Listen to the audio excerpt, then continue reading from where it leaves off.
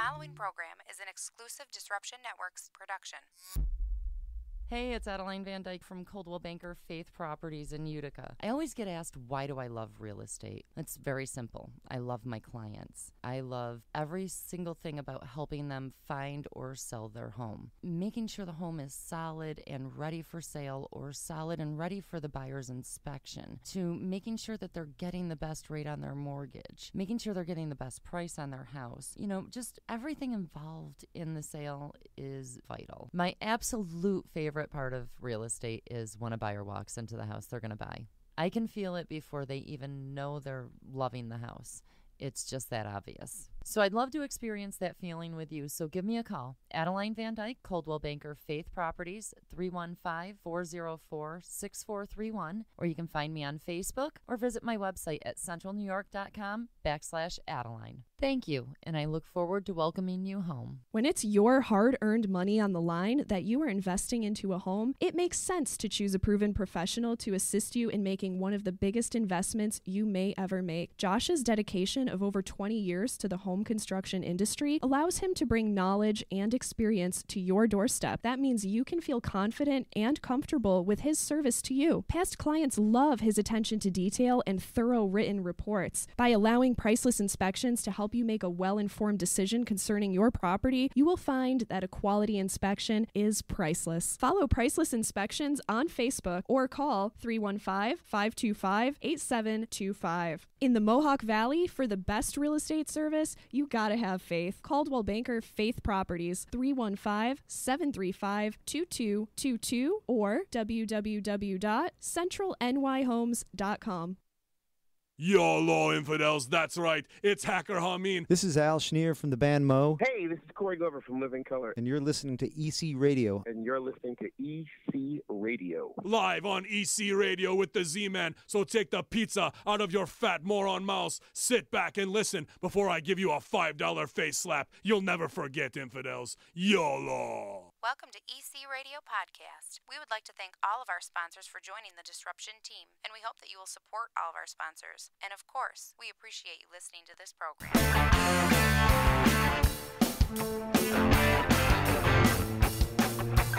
EC Radio, Disruption Network.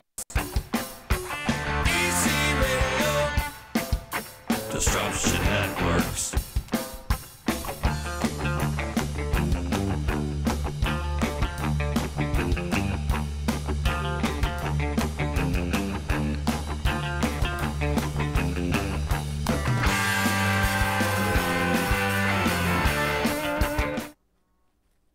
Yeah, baby, it is Monday, and it is time for EC Radio, broadcasting from the wonderful and beautiful city of Utica, New York. It's me, Z. How you doing? Time to start to disrupt your day here on EC Radio, disruptionnetwork.net, the all-new website. Check us out there. Joining me, like always, my man, my tag team partner, my hombre, my dude, my mans and them, my broham, my tag team partner. His name is Chicken. What's up? What up, Chicken? What's going on? And we got a friend in the house today, man. Lucky you. My man, Alex, is joining us today. Alex was very kind to deliver our banner that he stole from us at our anniversary party, so he was kind enough to give it back to us. Did you put any use to the banner? Oh, well, it was going to go up on my front porch. but you called me a half hour after I left, and you needed it back. So yeah, I needed it back. I put the hammer and nails away. You bastard. Also got to mention, we're on RazRadioLive.com. Yes, we are. Big ups to our boy, Sean Raz. We got a lot of love and respect for our man, Sean Raz, and his wife, Lexi, and the whole crew down there, RazRadioLive.com. Give them a like. Subscribe, all that happy horse shit that you'd have to do on social media. So that's what we're doing here. Big ups to Raz. We love you, Raz. So Alex, Chicken, Z, we're hanging. Today's just a hang day today. I think just It's Monday. It's Monday.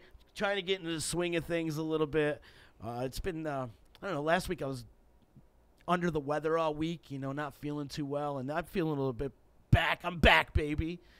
So Got the yerba mate going. Yerba going and everything. How was everybody's weekend? Chicken, you got into fights this weekend. Oh, yeah. There was a few action-packed. Well, actually, the Friday night was awesome. Like, Friday night was a great time. Our boy Zach was DJing. It was a great night.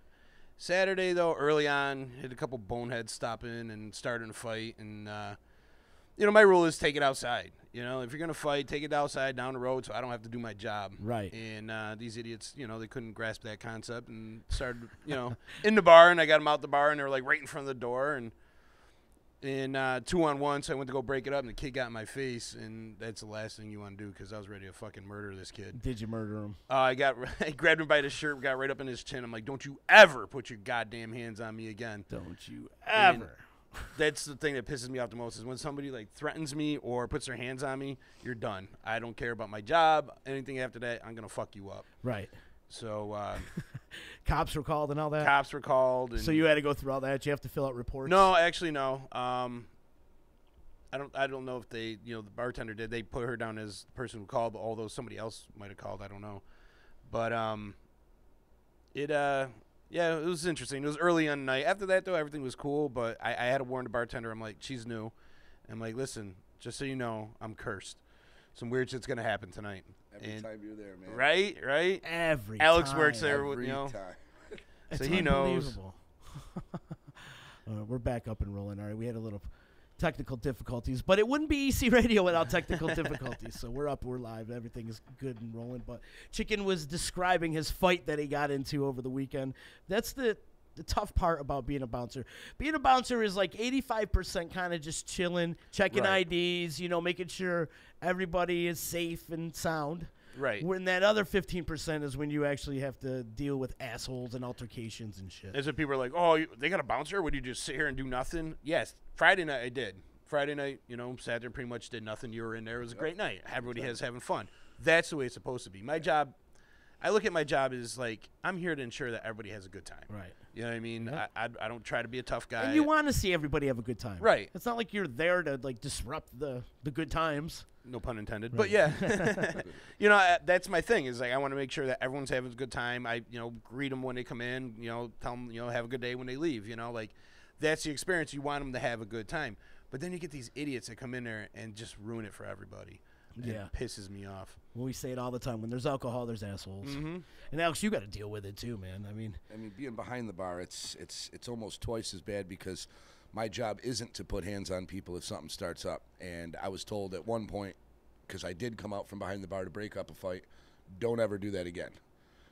Call the police, because as the only bartender there on my nights, there's not really a bouncer. Right. If I get sucker punched and I go down, now the whole bar's left unattended. So with me, when a fight starts, as much as I want to jump in there and crack someone open, I'm not allowed to do that. And it's, it really takes a lot out of you to make sure you don't get yourself in trouble too. That's good That's point. why we got guys like Chick to come watch the door and, watch my back, so to Yeah, speak. for Because, real. something happens in the bar like that and you got one guy go down and, the bar's left unattended. And from experience, like if, you let that shit go on and somebody gets hurt. right. You know what I Now mean? you got to fill out an incident report. Right, and the bar can get sued, Yep. and And it your just insurance skyrockets. it just ruins your night for And then everybody. you got to deal with lawyer fees and all that stuff. Right. It's And you being a bartender, Alex, though, I mean, it's safe to have these guys around for you, Yeah. especially at the end of the night when you count up and when you're counting money and walk, closing. walk into your car and everything, Yeah. Yeah, we had a little, it's generally an easygoing bar, It's not like one of those bars that attract huge, varieties of crowd. Usually it's like, it's the Your down to regulars. earth. Yeah, your regular down to earth people that are always in there, but you start seeing unfamiliar faces come in and, you're on high alert, immediately. Right. True. True. That is the regular bar too. Right. Like Yeah. that's a bar where regulars go to Yeah. every day. They're there. I mean, there's people there. You could find people there 7 days a week. The Yep. same Yes. person Yep. there, and Yeah, a couple of the You know- regulars, Ponch and Angela and Marty, the one man party. Sandy. Sandy man. Yep, he's always there. And then you go across the street, you go to like Lucan's, you go up the road to Harp. You never know what kind of crowd you're going to find in there. It's always different types of people. That's one thing about O'Donnell's. It is one of the very few, your sidebar, your regular bars. Everything else is like a club atmosphere. Yeah, I this mean, would you had be the Varick considered down like there. your You had hole in the wall bar, Right. But between O'Donnell's and the Varick, Yeah. I would say, like, are the ones that like they get that same crowd in there. Yeah. Like regulars. So if you want to just go up belly up to the bar and have a few beers and know the bartender and stuff like that, those are the great bars to go to. Because like I said, everything else is turned into like a club. Yeah. You know, where you got like, I mean, you put 100 people in these bars and it looks empty still. You know, whereas like the Varick and the O'Donnell's, you put in, 50 people, it looks And you busy. look packed. And it's people you know. You know what I mean? Is that the only thing you're doing right now? It's just bartending? Yeah, man. Yeah? That's it. Yeah, that's it. Bartending, a full-time parent. You had the bartending gene in you, I think, bro. Always. Well, I'm a people person. Yeah, exactly. You and give that's me a what I crowd, was and I'll getting people to. the hell out of them. And you got your little tricks. You got any new tricks for us? Well, none that I can show on this video. No? I can make a banner disappear. Yeah, you son of a bitch. You called me like 20 minutes later. You're like, You thieving son of a steal my bitch. banner? I was like, hell yeah, I did. He just started laughing. He goes, I'm going to need that back, asshole. Who else would have done it? Nobody else. No. Nobody else. Alex, of course. And I love the one when he, at the disruption party, how he on the ground. Oh, yeah. I'm wondering how much of that actually tried to. Well, the first thing I had to do is I had to go to the bartender and say, hey, look, buddy, I've been sticking these in everyone. I was reverse pickpocketing people all night long. I probably put out about $10,000 worth of fake hundreds in people's pockets throughout the night. You're so fucking shady, dude. Well, without shade, what do you get? You get a sunburn. Nobody likes sunburn. So do you prefer sketchy or shady? Yeah, sketchy or shady, right? I have a little bit of both. Best of both. Hey, at least you admit it. You are definitely the discriminate. sketchiest shady person I know. So what the bartenders say, though, when you told them, like, listen, I'm passing out all these fake He $1,000 kind bills. of rolled his eyes and was like, all right, like. And then the one guy comes up to me and he goes, you the guy with the fake hundreds? I says, yeah. Well, I said, depends. He says, well, I just went to try to buy a beer with a real 100. It took me fucking 10 minutes to get the drink. The bartender's going to sit there and test my bill 5 different ways. Sorry, buddy. That was my bad. You thought you were on the set of the Bitch Better Have My Money video. Yeah. Fun, though. That was a great night, man. Thanks for coming out. Yeah, Appreciate you man. coming out. And I'm hoping that one of you guys get a hold of Chip there and maybe get you guys back over there for St. Patty's Day. Well, that's the plan. Great. Actually. That is the plan. He is aware. We definitely need to sit down and talk to him because I'm hoping this year falls on St. Patty's Day, which will be epic, and hopefully we have some decent weather. Knock on wood here, because like last year probably not. There was like 3 of them, and it was all fucking bad weather. Well, there was 2 of them, and the third one the second one though was the actual parade day or whatever. Yeah. And was it too cold or something? Yeah. Listen, we ended up with 3 St. Patrick's Day that last year. Yeah. We had the one that it was supposed to be before. It was too cold. They shut the parade down. Well, everybody had already put all that money into the food and everything. They still shut down the streets and everything. Yeah, we still shut it down. It was great. Then the following week was the actual St. Patty's Day with the parade. We did it again. Those were the hardcores, though. The real St. Patty's the real Day. ones. Yeah. Then we're like, you know what? Fuck it. Let's do it one more weekend. We did it again. So it was pretty cool. And then it poured. But you know what? Yeah. But you know what? It got rid of all the amateur drinkers. Yeah. You know what I mean? All the people that can't handle their alcohol.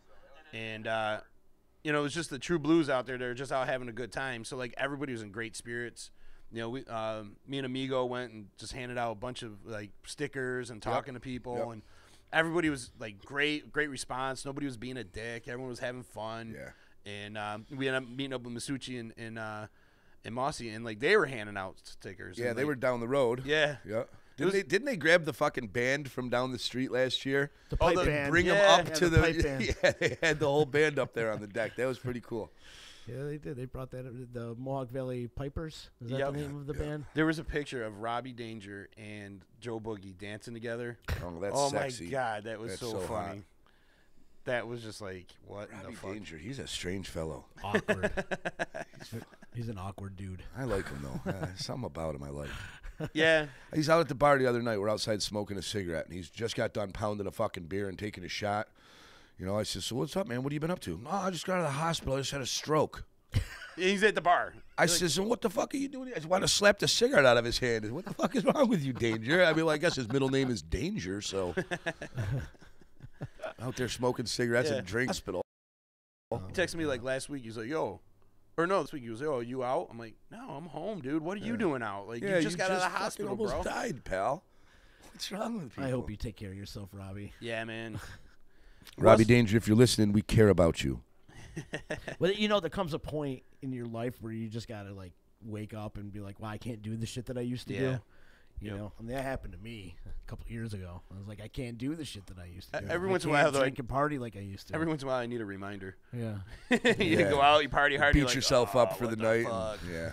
Yeah. It's true though. You hit that wall, and then it's just like, wow, I can't do it anymore. And then you see all the other, the other people still doing it, and some of them older than you, and you ask yourself, like, how the fuck are they doing that? Yeah, But then you look at some of these guys, and they've been partying for years, and like their brains are shot, and you're like, all right, I stopped just in time. Yeah. You know what I mean? Like, I don't want to May end have up caught like myself. that dude. Well, it depends on who you ask. Well, if I'm walking around like caveman, I'm like, Yeah, right. Caveman, I haven't seen him. He's been in hibernation for a while. Really? Yeah, I haven't So I seen figured him in he a would be long around time. your spot more than anywhere. Well, I've seen him a when few he's times in the around, bar. he's there. That's where he goes. Yeah. So.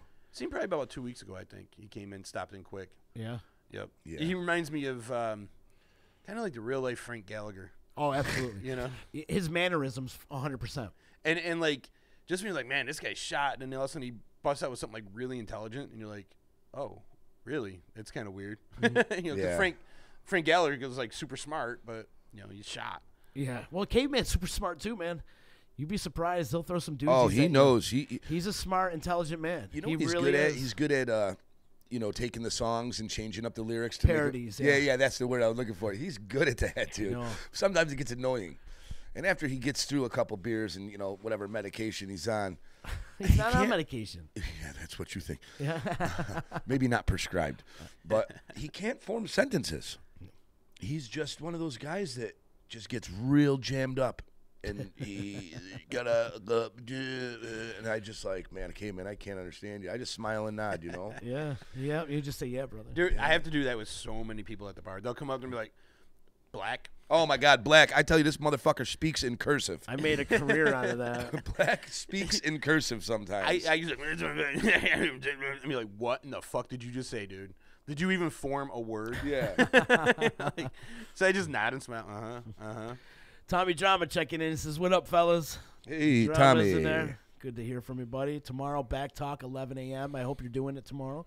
I know he's been dealing with some tooth ailments. Yep. Oof, those are the worst. They man. are the worst, man. I do self-dentistry all the time, and I'll tell you what. Wait a minute. Let's rewind. What do you mean self-dentistry? Have you pulled your own tooth before? Many. Come on. Yeah, actually, the last one I did, I pulled the fucker. It broke. The crown broke off. All 4 roots were stuck in my gum line, and I had to go to the dentist. And he sat me down and put that lead vest on me. You know what I don't like is he puts that lead vest on and he brings that big fucking cannon down to the side of my head, and then he leaves the room. And I'm like, where's he going? This doesn't seem safe. But anyways, make a long story short, he says to me, he comes back in, he takes his coat off. He says, buddy, I don't know what you want me to do here. I says, well, you're the dentist. Well, he says, yeah, I'm only a dentist. I said, well, I'm not looking to get my siding, pressure washed. And what the fuck do you mean? He says, you need oral surgery. Like this, there's nothing I can do for you here. They had to cut you open, huh? Yeah, they had to go into the gum line. It was disgusting. But I'm still practicing, self-dentistry. I got a big open cavity right now. It's pretty bad, and I know what Tommy's feeling.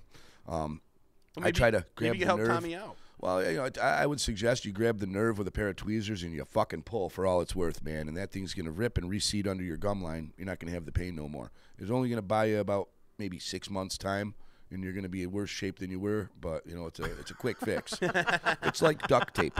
Whiskey helps, too. The whiskey. Hey. Whiskey does help, man. Cheers, boys. Whiskey does help. That's for sure. You pound a half a bottle of Tullamore Dew or Jameson, and you won't feel that as much. Swish it around to the deep calf. As much. Good. Ray checking in. What's up, baby? Thanks for carrying me through the rest of my Monday. Love you, Ray. I miss you. Haven't seen you in a while. So hopefully this summer we'll catch up with all our festival friends. Oh, I'm sure.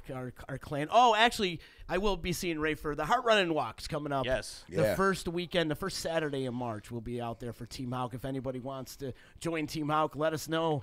And we'll be out there trying to collect money, and we're also going to have Team D. Yeah, we're going to the set D up team, the baby. Disruption Network's Heart Walk team. So are you guys actually walking it, or are you we walk are you it. setting up somewhere? Or No, we you're walk. Not doing that. I was We're gonna gonna say I walk. got a beautiful porch right on Main Street. Oh, near really? Hills. You're right on the Yeah, thing, huh? I'm always out there. I'm scheduled to work. Boom.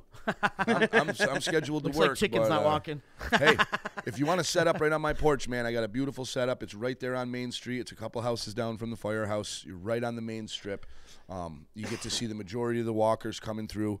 Oh, that's right. Yeah, I'm right there on the main You are strip. right I there. usually buy a couple bottles. I buy some, something to warm people up. I see people I know. Hey, come on up. I got that Minion costume. I pop that thing on. I go out there and dance in the street. It's usually a good time, man. And after that, I walk over to Toddy Beretta's house. He's planning on having a nice big party. That's right on Elm Street, that Heartbreak Hill. That's right on the hill, too. That's Yeah. right. Yeah. So, yeah, we got some friends on there. That's a great time for a great cause. A few years ago, there was a guy dressed as Jesus carrying a huge cross. Yeah, he carried it the whole thing. I'm like, dude, Yeah. you could have come up with a way better costume than that. That's got to suck carrying that damn cross the entire time. There was the few guys that dressed up in those, what are they, like a fucking blow up dinosaurs? You know what I'm talking about? Yeah. Like they ran it in that. And Last year. Yeah. Yeah, and I remember seeing those guys. Putting that costume on, the legs are only like from your shin down, so you really don't have a lot of a gait in your walk, And these dudes were just kind of shuffling the whole time. I says, man, whereas a normal person walking takes about 30,000 steps, whatever the number may be. These motherfuckers must have taken 3 times that amount because they had to take short little steps, ones right? to get it going. I just figure like God bless them for being committed to that. Did they play that dinosaur song the whole time they were walking? No, they didn't have any music. On But the floor, I don't understand why. everybody do the dinosaur. Why doesn't people bring like you remember Ryan Miller and Yeah, they used to have the parties right at Damon's house. Yeah, Damon's house, top of the hill there. Yeah. They'd have a band out there, just gets people going, and like Yeah. people bring like an old school boombox and carry it with them, just gets the people around you more into it, It gives you That's what I love about it. It's like there's like I don't know what 20,000 walkers, but then there's people all along the route, the people like that are cheering just you cheering on, you on, giving right. you coffee, beer, Yeah, Every whatever. radio station set up Yep. with the music blasting, DJ service are blasting music, And they're set it's a up great all time. throughout the Yeah, trail. I think it's either Big Frog, or I can't think of the other one. I think they set up in that parking lot right down the road from my house. It's like an insurance company or whatever. Not quite to Uncle's Tavern yet. It's just like that parking lot. And they usually set up there. But that's what I was saying. It'd be a great place if you guys wanted to broadcast. Send someone out, sit up on my porch. I don't care. I'd be there all morning. Our boy Jared's checking in, and he said he used to play there. That Yeah. was their party. Actually. Yeah, that's Jared right, Pezdek and them. What was it? Miller's Mills. Miller's Mills, That right? fucking band was we great. All the had pretty Jay, girls on we had Genesee Jay Street. Schnitt on last week. I saw that, and yeah. we were talking to him about that party and stuff. But it went from them playing to actually them deciding to spin music was a lot easier route Yeah. to go. So. But it was always a great pit stop. That was like a pit stop that we always counted on. Yeah, to on the top of that Elm Street. That's a killer too. That hill. You get up it there, is. have a few beers, catch up with some friends from that were walking up earlier, and like that's where you ended up meeting up with a lot of people. Oh, you see everybody. And then like some people don't make it back to the college. And that was our thing too. Yeah, a never lot of make time it we back. just stuck at the party and be That's like, it. all right, we ain't finishing. We're just staying here. We but then did- we'd have to walk back to our car anyways, though. Yeah, Yeah, back right. at the college. Yep. Ray Ray's checking and she says it gets me through for sure. She's talking about the DJs and stuff. There was a few years that she had to get carried through. There was one year, and I got to tell the story. Ray walked the heart running walk in a cast. Oh man, That's a true story, and she did it all bow-legged and shit. And That's a trooper. That was a trooper, man. She's the leader of Team Hawk, that's for sure. She's our team leader, our team captain, if you will. So she walked all the way through that whole freaking thing in a freaking cast. That's Unbelievable. crazy. That's guts, man. A couple That's years guts. ago, Lance, first year he did it, him and Chris, they get lost. They got lost after like they didn't even make it past the friendlies, and they got lost. It's I'm like like, a fucking straight shot. I'm like that's what I said. I'm like, how the fuck do you get lost? They went to Dunkin' Donuts. You got 20,000 people going one direction. You got barricades all through there, blocking off all the streets. How do you get lost? Short of spray painting arrows on the street. They ended up on Campbell Ave, which is like 2 miles off course. Way off.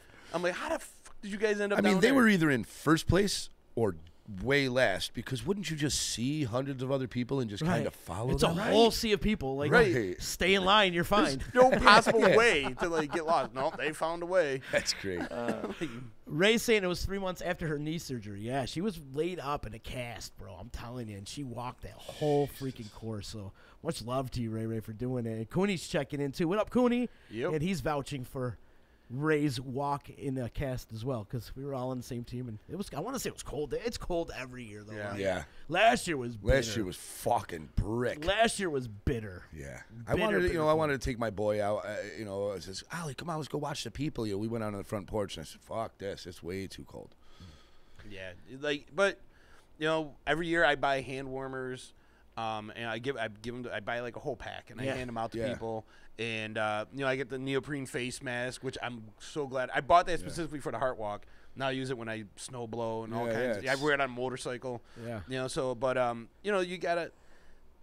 The true team captain should tell everybody, listen, dress warm. You're dress in layers too, because you're gonna be walking. So you're gonna want to remove some clothing at some point. Sometimes this shit gets hot. There was a couple years. Especially walking up that hill, man. There were for a couple years that we had some decent weather. 40s, 50s. I remember one year it was almost 60 degrees. Yeah, it was beautiful. I remember that year too.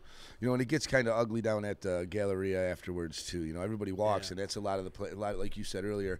A lot of the times nobody finishes. You kind of walk until you get to that party or that spot, and that's where you stay. Well, the Galleria. We cut through. Yeah. You cut through to the other Stopping side to get to Elm Street. You take a side street. Yeah. We've done that it's all many about times. raising the money. I've peed in a lot of backyards. The amount of money that you raise doesn't affect which route you take. So I guess if you do end up on Campbell Ave, as long as you turned in your funds, you're still all right. Exactly. Right, exactly. And that's what I like.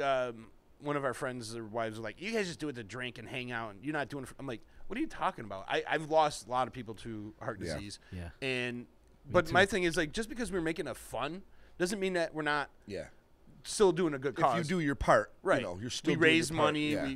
We put in for the registration. And we like to drink. Absolutely. Like, why does it have to be so serious? Like, let's have fun. And that's what I love about it is I get to run into like different teams. Team Haug, Gaffney's checking in for Team O'Neill. And then there's just so many people out there representing their family and friends and Team whatnot. Phelps. Yeah, I was going to say Team Phelps. Yep, they got a huge crew. Yep. I remember their picture last year. Yep. I was on Facebook, and they had to stand so far away from the group to take the picture that like you couldn't even make out faces. You had to like zoom in on your phone to see. Like there was a shit ton of them guys, and I like the Team Phelps stickers. You see them everywhere. They're on you go to the corner store and it's on the beer cooler. You see for sure. The little bulldog with the Team Phelps, and I miss you, Phelps. But it's great to like see people out there, and like everyone's trapped in their house all winter long, right? And it's cold out, but like you're all in it together. Yeah. Everybody's cold. Yeah, it's you know what I mean. Like everyone's cold, but you're doing it together, and like you get done, you're like, what? You're doing it. You're like, why the fuck do I do this every year? But then you get done, and I don't. You warm up. Well, I like doing it. There was a couple years really like doing brutally cold. I'm like, man, I can't believe I did this. Yeah, true. Last year was brutal cold, but it is rewarding though. It seems like the harder it is to get through it, the more you feel better about doing it. If it was just like an easy breezy walk through the park, you're like, man, that was cool, we can do that again. Mm-hmm. But when when you're really struggling through it, like you guys did that mud run thing or whatever, like that's a rewarding at the end because you're like, damn, that kicked the shit out of me. Or like, man, my fucking toes are numb and frozen, my hand's gonna fall off, the hand I've been drinking cold beer with all day, But it's more rewarding to do something like that. Yeah, it's the good thing is we get together as a group, as a family, as friends, and we do it, in honor of our loved ones. Yeah. We do it in honor of Hauk, and I miss those guys dearly. Absolutely. Every day I think about those two, Hauk and Phelps, and everybody else that's involved with the Heart Run and Walk too. I mean, that's the thing; it's to remember your people that you've lost to this horrible disease. I originally started. I mean, I've been a part of it through media and things like that, but then I never walked because we were always setting up to be on the route. And then after I lost a good friend of mine, Tiffany, to heart disease. And I was like, I want to do something that could bring everybody together. We could do it as a group and honor her and actually raise some money and help maybe prevent this stuff from happening to other people. Or at least, get the awareness out there. Right, absolutely. It is one of those things that, like, I will try to do it every year. Yeah, me too. I will do it every year. We plan on doing it every year, so... Jared Pezdek is saying he came to Alex's house last year and you guys got drunk. Yeah, we did. It was fucking freezing that day. I stuffed that Minion costume I was telling you about. I stuffed it in my car, and those guys walked, and they walked to Jared's garage. Jared Pezdek, it's Pezdek's Garage on Main Street, short plug. Yo, huge plug. He's my man, dude. That guy takes care of me. I love you, Jared. Hell yeah. And we stopped there for a quick one, and then we walked over to Todd Beretta's house, and by the time we got over there, I said, where the fuck are all the people? Where are all the people? We were late. We missed the whole thing. Oh, we sat at my house and drank, and then we went to the garage. And by the time we got to Elm Street, we fucking missed it. They were already there was like one or two stragglers, like we're like, damn, we missed the whole thing. So this year, I got to make sure we get out there early. Yeah. Ray saying frozen snot and all, we all suffered together. And that's true. But that's the good thing. We get together. It's a great time for me to catch up with some of my friends that I never really get to see. A lot of my friends, especially in that circle, I never get to see a lot of them because I'm always doing this or I'm working or doing whatever. Well, and they're busy too. Right, Everybody's people got got family and families kids and, and lives and careers and stuff to worry about. So it's hard for all of us to get together. And plus, come wintertime, like I was saying, a lot of people lock themselves up in their house. That it's cold out. Yeah, it's hibernation time. Dark by 5. Everyone just wants to go home, sit in their house. They don't want to come out. And then, this is an event that everybody comes out and hangs out, and I get to see people I haven't seen in years. Or maybe that's the only time I ever get to see them is at the Heart Walk. And you go into the gym, you have a few beers with them afterwards, and it's kind of cool. And then we go back over to Sill's house. Sill lives about half mile, quarter mile from the gym. We go back to his house, have some order some Joe's Pizza, and crack open a couple more beers and hang out and make a day out of it. It's a great event. I like when the community gets together like this. Yeah, I do too. And everybody. It's not just a few groups here, and because Utica could be very cliquey. Yeah. All the cliques come together. They all for the show Heart up Run Walk. it's like all in one. It's like going down Main Street, like you said. Not only is it the people that you see walking down the road, but it's the supporters. The ones that are.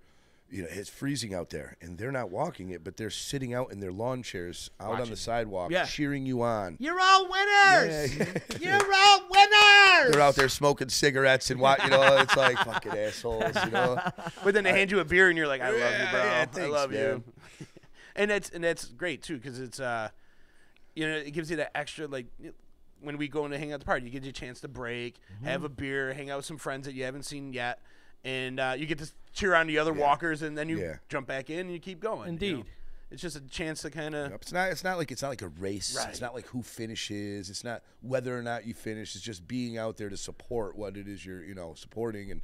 And like I said, you hand in your envelope with all your donations and whatever. I mean, the walking part of it is to show that you're committed to it. But I'm okay with semi-commitment. Yeah, I'll get to. We did a fun. You still participate. Exactly. They still get you get your money in, and then you. hell, if you don't finish the walk and you stop here, like you said with Jared and all them, we didn't really actually make it back to the college campus there, but you supported it. You were there. You were part of it. Mm-hmm. And I like when people bring their kids, and let them be a part of that too. I know some people are like, oh, I don't want to bring my kids. No, man, you bring your kids to this event. And let's show them, what you're doing, and tell them exactly why you're walking. Yeah. And Pezdek's saying you got to hand out beers and such. Hey, you gotta, man. You gotta. That's participating. That's Joe Giroux checking in too, man. He used to live right over there on Joey. Yeah, a block away from the Harvard. He was down there. Yeah, he was a regular at the Galleria after parties. Then he got in a snowmobile accident recently, didn't he, Joey? Did he? Yeah, I think so. Not that I know Joe, I of. hope you're feeling better, man. Jeez, Joe, I hope you're feeling better too. I didn't even know he had a snowmobile. He probably stole it. Oh I'm man, kidding. I love you, Jaros. I think we should get Mega doing the walk.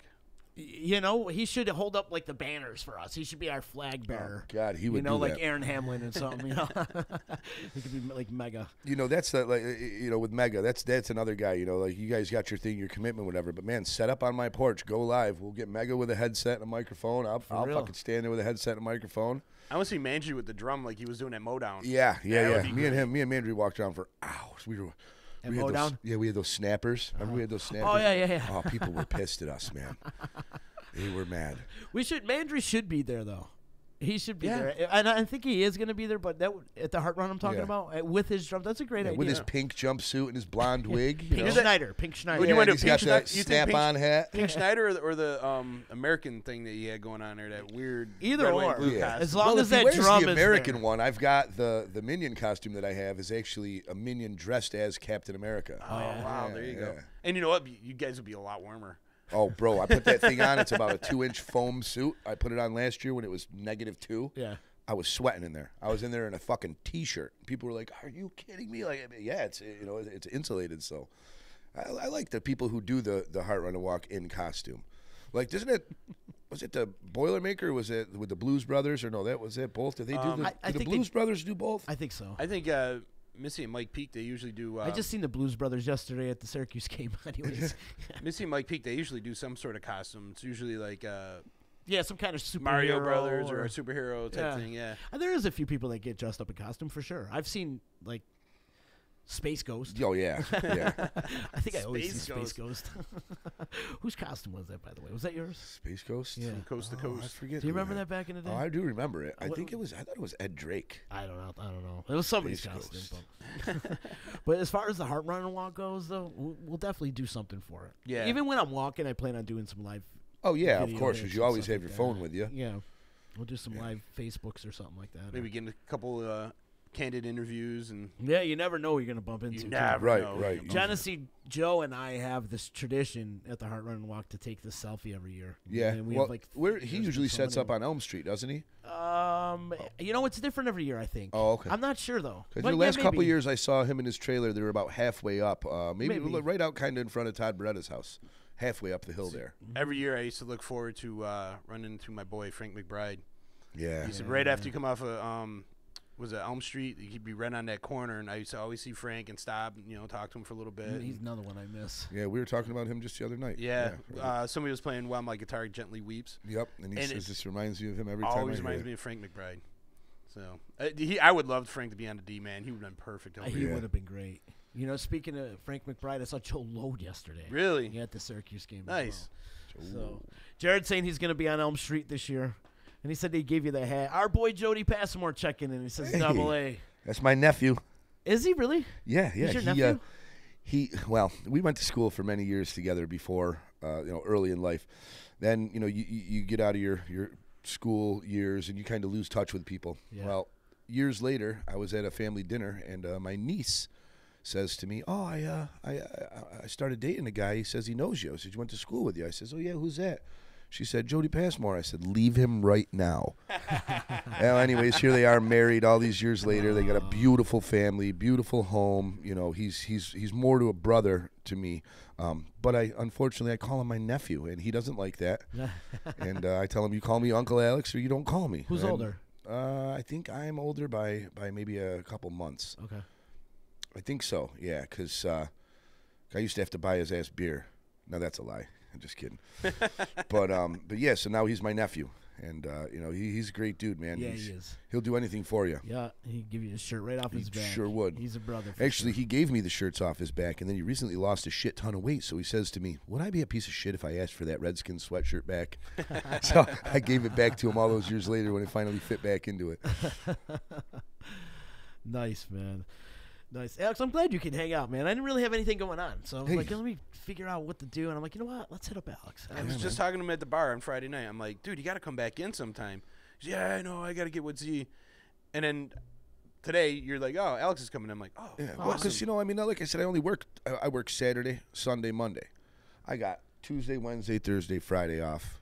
Anytime you got a cancellation or whatever, I'll come down. I got nothing else going on. Bring my boy down. We'll throw him on. I didn't really have a cancellation. I just didn't really have anything going on. But I do got to mention, tomorrow we have former Utica Mayor Tim Julian on the show. Nice. Good dude. I like him. I loved him. I You loved him. ever I've just since the seen him EC days, man, he Yeah, always right. knows me. Like, I see him and it takes me a second. "Hey, how you doing, Alex?" And I'm like, "Oh, Timmy, what's up, buddy?" Yeah. It takes me a second, but he's always outgoing, man. He's a good dude. First time I ever met Tim Julian was the day after Ed Hanna had stepped down or whatever, and he was becoming the mayor. Yeah, he was next in line. Yeah, I interviewed him at his laundromat wearing nothing but a towel.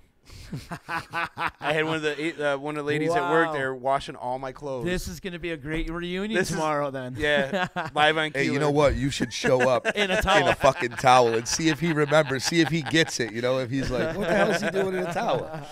Or if he says, "The last time I saw you, you was in the same outfit." Like, I'm interviewing the mayor naked with nothing but a towel. Oh, Great. hilarious. Tim's a great guy. And we're going to talk politics tomorrow, local politics, of course. I want to talk. I'm glad you brought that up because he did replace Hannah when Hannah got Yes. fired. Yeah. He had all these accusations up against him. And But I really liked when Julian and what's Joe Griffo. Joe Griffo.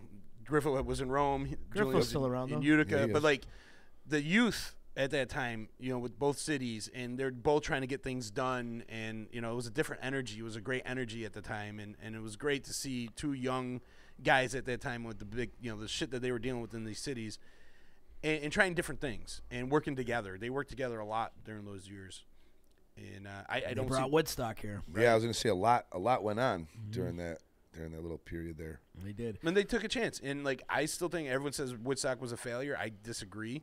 It brought in a shit ton of money. Failure. They failed at the end. And, like, the promoters failed. The promoters failed. Yeah. They the failed promoters dropped the ball on that whole. But, like, the traffic was amazing considering what they were expecting. It backed up for hours. But, no, man, people got in and out pretty decently. I actually rode my skateboard in. Did you? Yeah, I skated in. And I lost my shit 20 minutes after I set my tent up. I set my tent up. I saw a porta potty. I says, I'm going to head to that porta potty. I grabbed my backpack, my essentials that I needed, my money and everything. Zipped up my tent. Last I ever saw any of my shit. I went to Rite Aid in Rome. The whole place was completely empty. Oh, yeah. They were selling shit out of the back end of a tractor trailer. Wow. They couldn't even stock the shelves. It was incredible. Yeah. I know they were running shuttle buses from the grounds there to Walmart. And it was like a 2-hour wait for the bus, but the people were coming back off the bus with just cases and cases of water because they were, the water was so. They were at $8, and that was years ago. Yeah. That's so shitty. Like I like music festivals where you go and they're like, hey, we got a water station here for you, fill your jugs and shit. It's not all about the money. And then they didn't clean out the porta johns, which No, I don't I understand. know. Like why at night you couldn't have a truck come in there, swap them out. Right. You know what I mean? Like you got 400,000 people in one area. Well, I think that's probably why, because you can't really get the truck through. Those truck drivers are probably scared shitless. Yeah. I mean, there's ways. I mean, you could There's probably definitely ways. you could get in there. You know what I mean? Like it's a base. But Woodstock is coming up next year. It's coming up on their 50th anniversary, and they're talking about doing another one.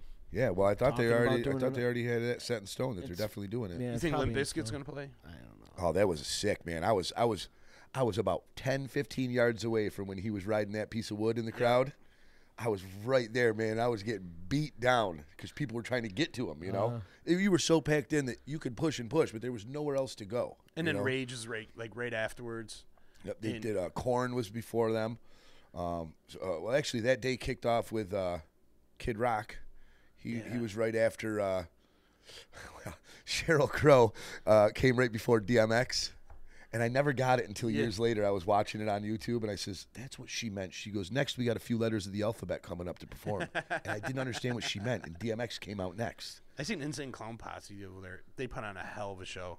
They put on a great show. Insane Clown? I don't think I saw that one. And Ice Cube came out there with Korn. Yeah, that was great. Korn's just the beginning of their set. What's that song they played? And you watch it from the camera view from the stage, looking out, and the whole crowd was like just a wave of people. Like if you didn't want to jump up and down, tough shit, you were doing it. And it's like when Kid Rock kicked off, and you hear like, my name is Kid. Yeah, and like, he came out in that white fur coat. And I'm not a huge fan of Kid Rock's music. Like I can take it or leave it. Some songs are okay, but live, I mean, this guy puts on a great live show. He's a great performer. He's a huge He's an showman. entertainer. He absolutely 100% is. And he's a great musician. He can play everything. I'm okay with some of his music. It's not like I'm a huge Kid Rock fan, but like I seen him live a couple times, and he's a performer, and I heard he's just an all around great dude. Mm-hmm. I liked his first Devil Without a Cause, and I think he kind of went Waylon Jennings on us. But he's still all right at it. Yeah, but he can. I know he can He do can. that. I remember back in the day, he was so an underground DJ with Eminem. Right, exactly. He's so diverse that he can do it all. He has the country album. He has the pop album. He has the hip hop album. He has the rock album. Yep. He played with Sheryl Crow. Right. Yeah, with Sheryl Crow. Yeah, exactly. And that was a huge song. He made billions with Sheryl Crow, man. Yeah. That song was everywhere that year. Yep. And when I seen him live with ZZ Top, you're like, Kid Rock, ZZ Top doesn't really match. But he fits right in, But though. it was Once great. the music starts playing, you close your eyes, you don't even know. Dude, I seen him play with Fish, okay? I seen him play with Fish. So that shows you how diverse this guy is. And the first thing he gets on the microphone, he goes, I bet all you people are wondering, Kid Rock, what are you doing with Fish? I'm here because I like fucking music, he goes. And everybody just went like nuts. fucking music. Yeah, Yep, you're and right. they came in, they ripped, man. It was my greatest Fish show of all time. When I seen him with ZZ Top, that was a show he went out and bought all the tickets and then released them at like $25. $20. Oh, really? He was doing $20 tickets. Oh, And then he was selling. Then he had a $5. He made sure there was a $5 beer that was being sold there, because usually you go to these shows, you're like $15 for a beer. Right. He made sure there was a $5 beer on tap that so people could, he goes, and that was what he said. He goes, I want to make people come out enjoy music on a summer night and not break the bank. Yep. You know, have a few beers and enjoy a good time. And he did. And ZZ Top at SPAC and a summer night, you know, it was great. And then you know, he came up and he started doing his DJ shit. Wow. Yeah. Impressive. This guy is sick on scratching and shit. Well, you guys ought to get Kid Rock on the show. We're working on it. We'd love to. In studio? It's in the makings. Oh, Mason Jar said Limp Rage. Who? Masaki? Our long-lost friend, Rich Masucci? Ricky Masaki. God, Ricky where's he Masaki. been? He said Limp He's Rage been and at Metallica. McDonald's. Masucci, hit us up. We got a food challenge for you, bro. You know, I've been talking about it. I was talking to Joe Load about it yesterday. He was like, I can't do it. I'm on a diet. So when you break that diet, let me know. So, Masucci, you're up for this food challenge, man. Gaffney says Woodstock 99 was the birth of the Crazy Fools. Was it really? Which are playing March 3rd after the Heart Walk. They're playing at the Delta Lake Inn. So Oh, cool. I'm going to give them a little plug. Yeah, Crazy Fool's great band. Those guys are Yes. great. A lot of fun, man. Our man Dr. Rose. Yeah, Gary He Rose. still punch the keys in that band? He's still the doctor. Yeah, I'm sure he is. He's the doctor. He's the one. He sings the most songs, don't he? He's got a great voice, man. The Yeah. kid can sing. He's not awkward. He's shy. I find a lot of like musicians and radio people are like that. They're a little introverted. You get him up on stage and he's like Right. fucking ready to rip, but you see him out in public and he's like socially awkward. He doesn't like make eye contact with you. You make you nervous a little bit. Remember, he replaced me on my dart team when I went to rehab. I'm glad you're bringing this up. Go ahead. And then when I came back from rehab and I wanted to rejoin the dart team, I was like, bro, well, you know, I want to fucking play. Who did we fired Eric, didn't we? Red wind pants. Remember the guy Eric wears the red wind pants all the time? Biggie? Okay. I think Big E just couldn't commit every week or something. Yeah, or so something like that. I can't remember. ended up we ousted him, and then I came in, and that's when I met Gary Rose, Yeah, he's saying Dr. Rose played with them yesterday, so yes, Dr. Rose is still the in the band. doctor. I love that man. But I'm glad you're talking about the dart team. Alex and I played darts together for years. We were in the dart team for years. I told the story last week. I gotta tell it again. Oh, You know what story it is. Which one? See in the playoffs. Oh, fucking assholes! Can yeah. you tell the story? Go, you tell. it. Oh man! All right. So we would all meet out at a location. We would have a few there before we headed out. Well, we would meet at the EC, and then we would all travel together as I a think team. at that point we were Team EC shooting out of O'Donnell's. Okay. And we would go there, I'd catch a really nice buzz, and we'd all jump in one vehicle, so we'd all show up as a team. So we're going down. I think it was right near the busy corner there, coming up. What is that? That's not State Street. Still, Genesee is it? Street. Genesee, yeah. Yeah, it Oh, was yeah, Gene- right there, Genesee Street, whatever. We're at the red light, and I see this car next to us. Now, mind you, Alex and I are in the back seat together. Yeah, All right. yeah. And I am closer to the car than he is. He's behind the driver. I'm on driver's He's side. on yeah. driver's side. So roll your window down. See, I'm yelling to this car. He's pushing me out of the way. Full of strangers. Hey, fucking assholes! And he's got his darts in his and hands. I'm waving my, and everyone else in the car is going, "What the fuck are you doing? Who are those?" I thought it was a car full of people that were in the dart league, but I was way off.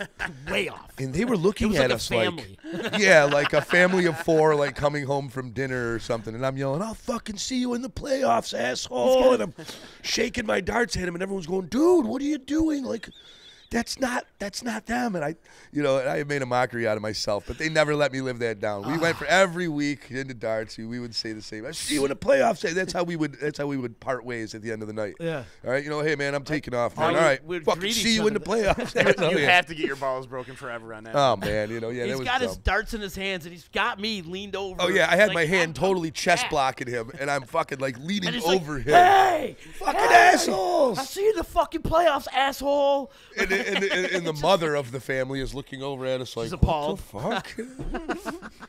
Yeah, you probably got that guy in trouble. I thought you were done at the bars. Playoffs of what? Like, what are you doing? He goes, "Those are the assholes in our league." No, it's they're not. not. Like, what are you talking about, Alex? Like, oh, my bad. Yeah, You we've been just laughing totally, about that one totally for years. bitched out the whole. Fucking assholes! You guys suck. What playoffs? yeah. Yeah, that was a good one, man. We had a lot of good years. I still have at my house a plaque. I think it was me, you, John Nagel, and I want to say, what's that tall fellow with the glasses? Richie, yeah. Richie, yeah. That was us four. I got a plaque. I think we finished third that year. Yeah, I still got So you do have those? I still got it. You're Yeah. supposed to put the picture of us in. Yeah, it. that's what it was. But Yeah. instead, I took some acid and I drew this crazy-looking fucking picture with pen, and I slid that in there and said it's still in there. That Still in acid's there. a strange thing, isn't it? I love a story to start. I took some acid. Oh, hey, so I was doing acid the other day, and It always turns into a good story. you're never old enough to do acid. I mean, you never shut the door on that. Gaffney is saying he had a good time subbing for us when. Oh, in yeah. Darts back in the day. Yeah. I He remember was- he used to shoot with us. Yeah, we had a few. That was a lot of fun, though. We did have fun. I couldn't do it again, though. Can you? Listen, I retired. This is the first year I didn't play. It's been What's he 15 years. Where's he going? The door's locked. What's he doing? Is it It's locked? been Yeah, I locked yeah, it. you locked it. Well, I he's didn't got the lock it. key. Oh, all right, here he comes. So this year, I had a separation in my family, and just so happened that one of my days with my family, Hi, Frank. my family time was a Thursday night. So this is the first year that I actually retired. And it's funny, what's his name? Stuttering John calls me up.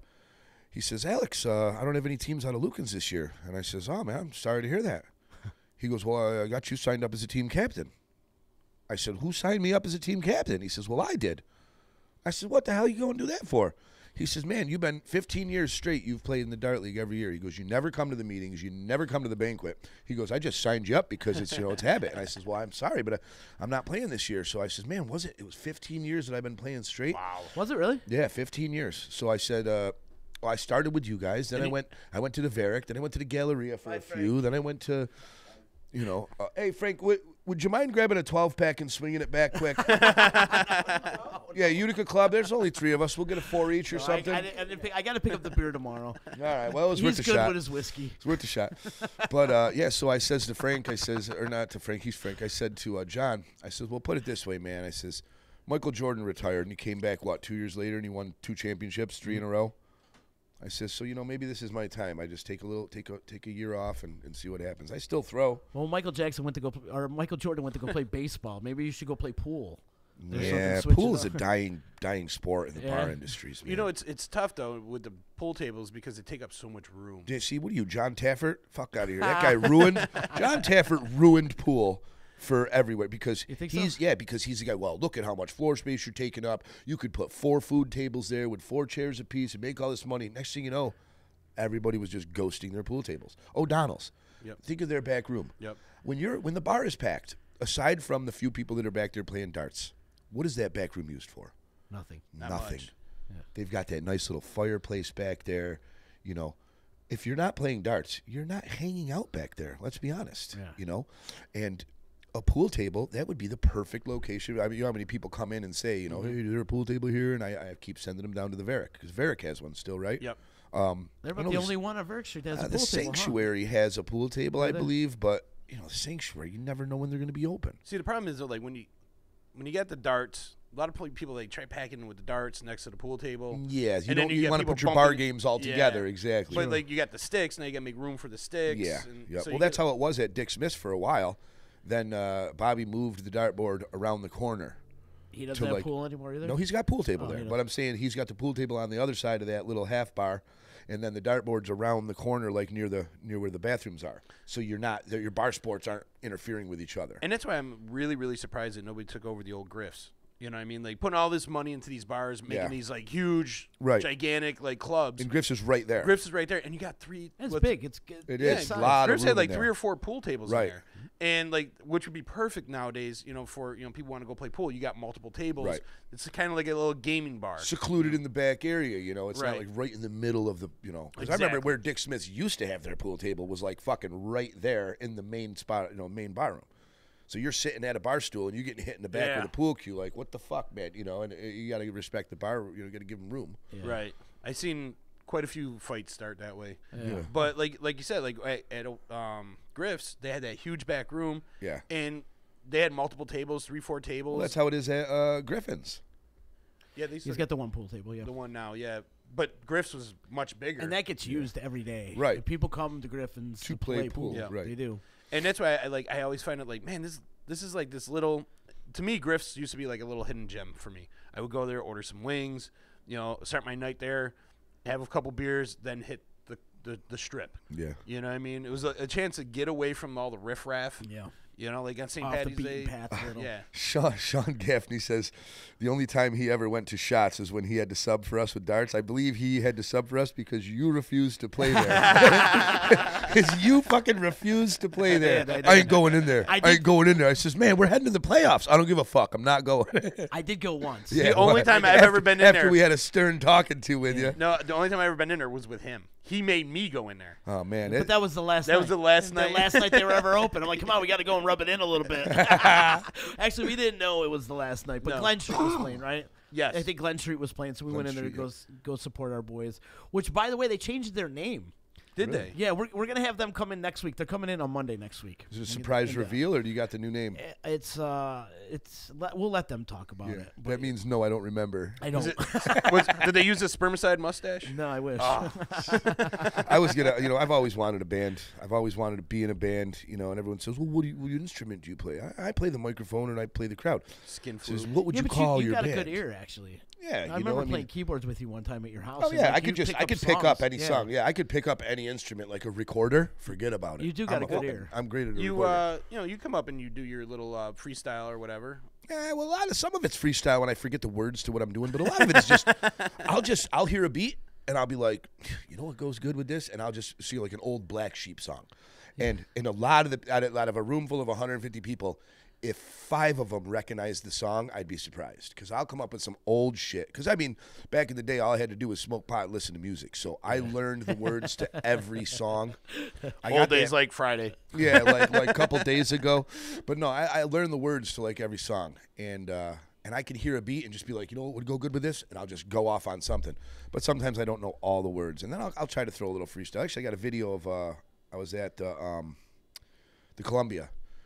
And they were on set break, and I think you were playing drums, and I forget who else was up there. It was a bass. Oh no, Mandry was on drums. You were playing a bass, and that they just gave me the microphone, and we went for. I think the video was like 15 minutes. Where was that at? It was at the Columbia. The Columbia?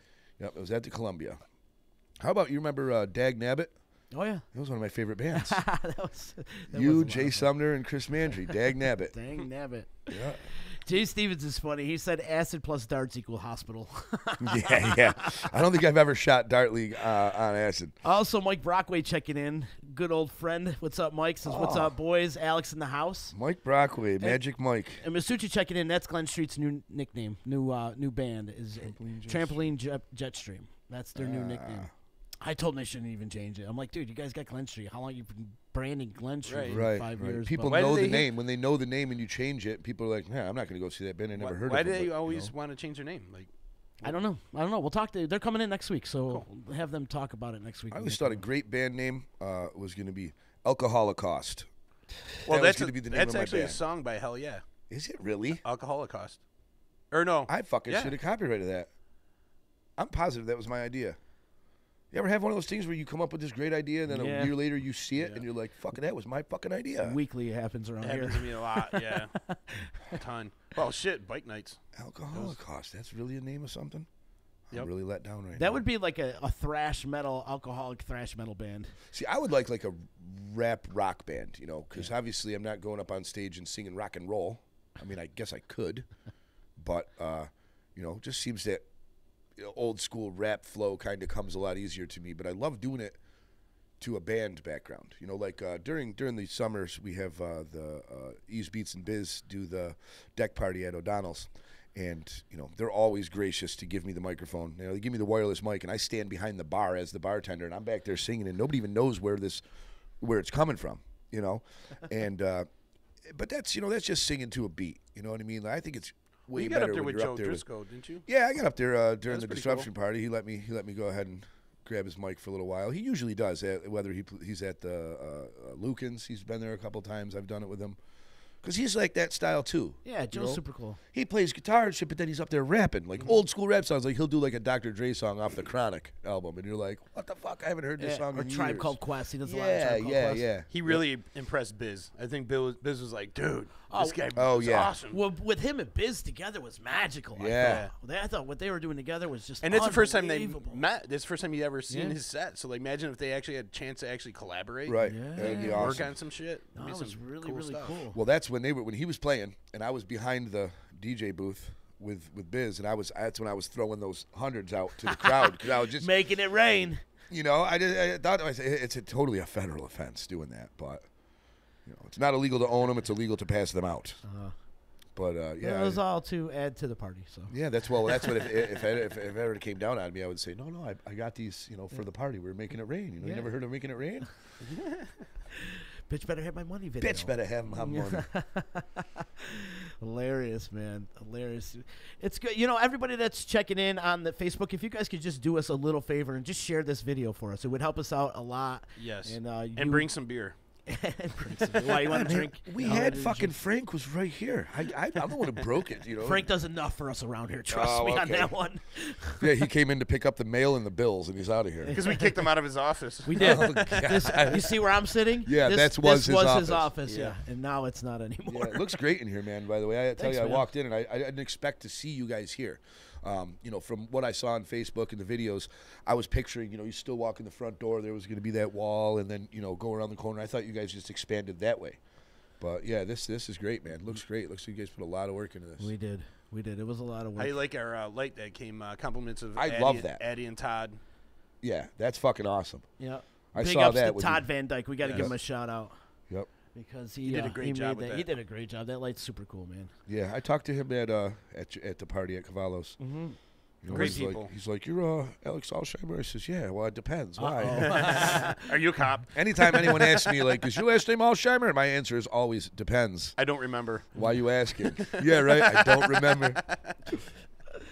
It's cool, though. We get a lot of what you could call, I guess, fan art. You know, like the palette. Did you see our palette over there? Yeah. The Incredible Hulk. What palette about had that company thing there? made for Someone us. painted that? Somebody painted that D for us. And Amigo gave us the Bill Murray, You're Awesome from Stripes. I forgot the other one. What's the other one? The other art. You got another art?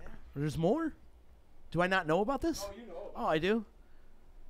Yeah, and then we're trying to sell this couch off, by the way, too, if you've noticed that. We don't have any of the couch trolls today. I wonder what happened to the couch trolls today. What's that? Who's the couch We got all these people looking. That just pop in and wanting to buy that couch. So that's why you see that for sale sign on the couch. They're like, 10G. oh, how much for it? So, oh, yeah, this one. We got this nobody- bad boy. oh, with my boy Caleb. Yeah. Yeah, if you could tell, he's taking a Duke. Yeah. Is he really? Oh, yeah. Okay, now I see. You guys decided to go and get your picture taken while he's taking his shit. Well, we were at the. It was his idea. It was Phil's idea. It was my idea. Oh, but it was. He's taking a shit. He says, "Come on in." And no, I go. Caleb wanted to take a picture for the D line, so I'm like, "Oh, we should take one." This is at the disruption party at Cavallo's, and I was like, "Dude, let's take one of Silver taking a shit." You know, like let's set him up on the toilet. You know. So he's like, "Yeah, I'll do it." I'm like, "Awesome, all right." So we go in there, and like as soon as we walk in the bathroom, you know, we go in there with the camera guy. Yeah. A bunch of people followed us, and he really did too. Here.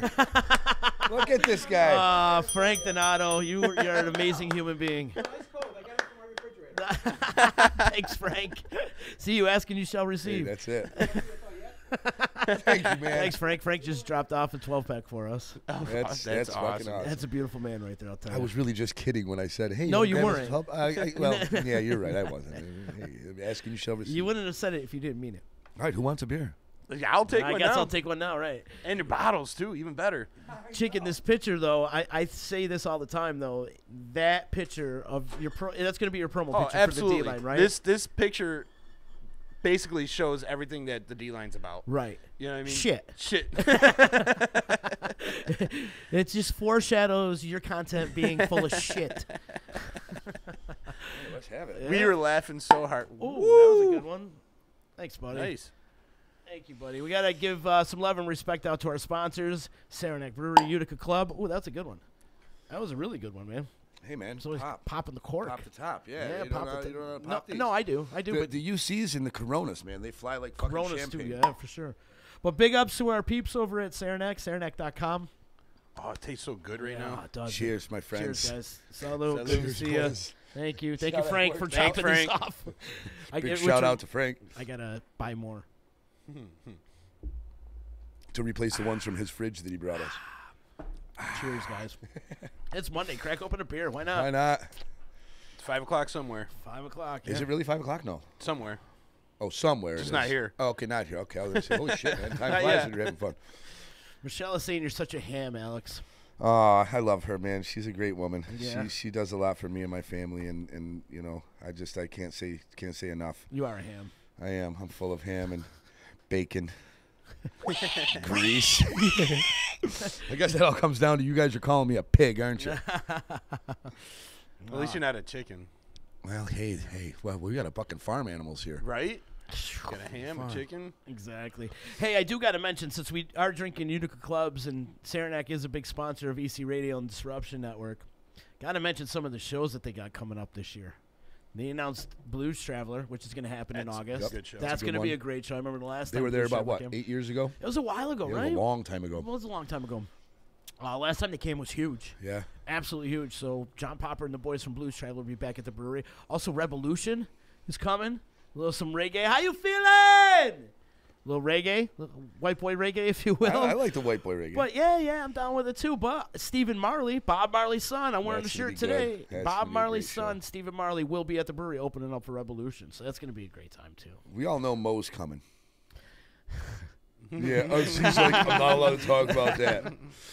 Yeah, I saw a couple things on the Morons page on Facebook and stuff like that, and they're like, please tell me there's going to be a couple Well, you're not nights doing a of mow Saranac. down this year. It's they canceled last year's brewery show because of, unfortunate events. Right? Well, no, they had two scheduled. They didn't do a brewery show. Oh, right. Yeah, that's right. They had to. And then they're making it back up. And and that's what I'm saying. It's their hometown. I mean, they're going to be there. I'm going to count on it.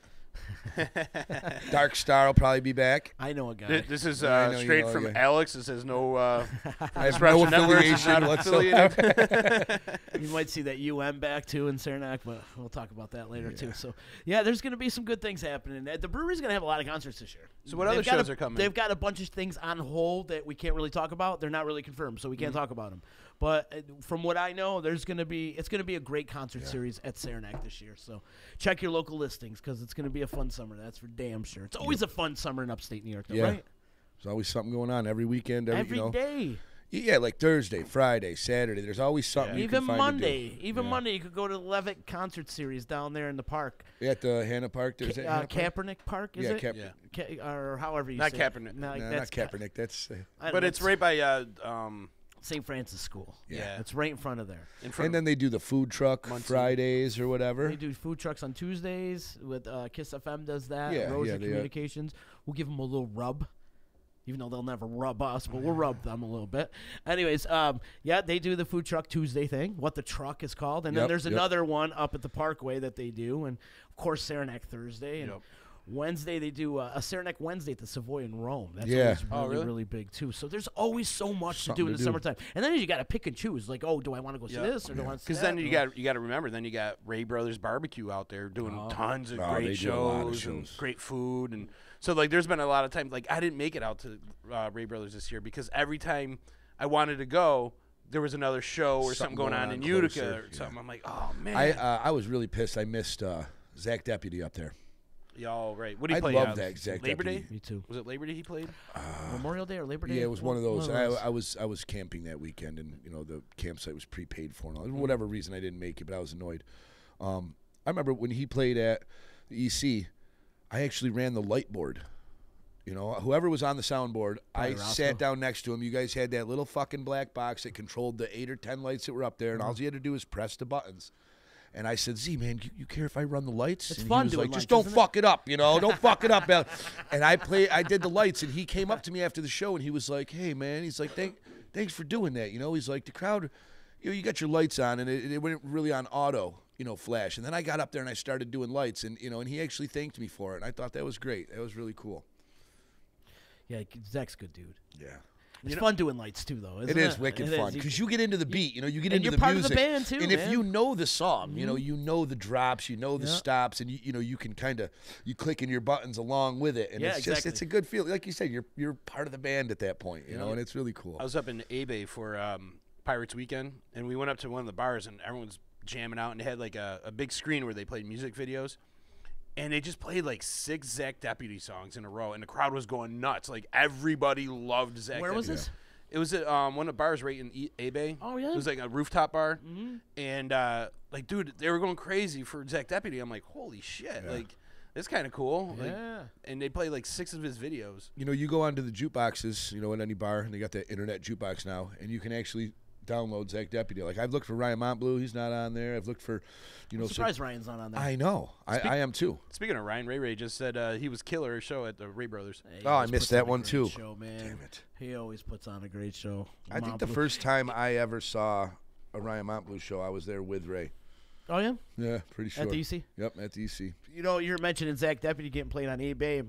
When I was in the Caribbean, I was going to all these other bars before we'd set up for Sam Kinninger and stuff, and everybody was playing Ryan Montbleu.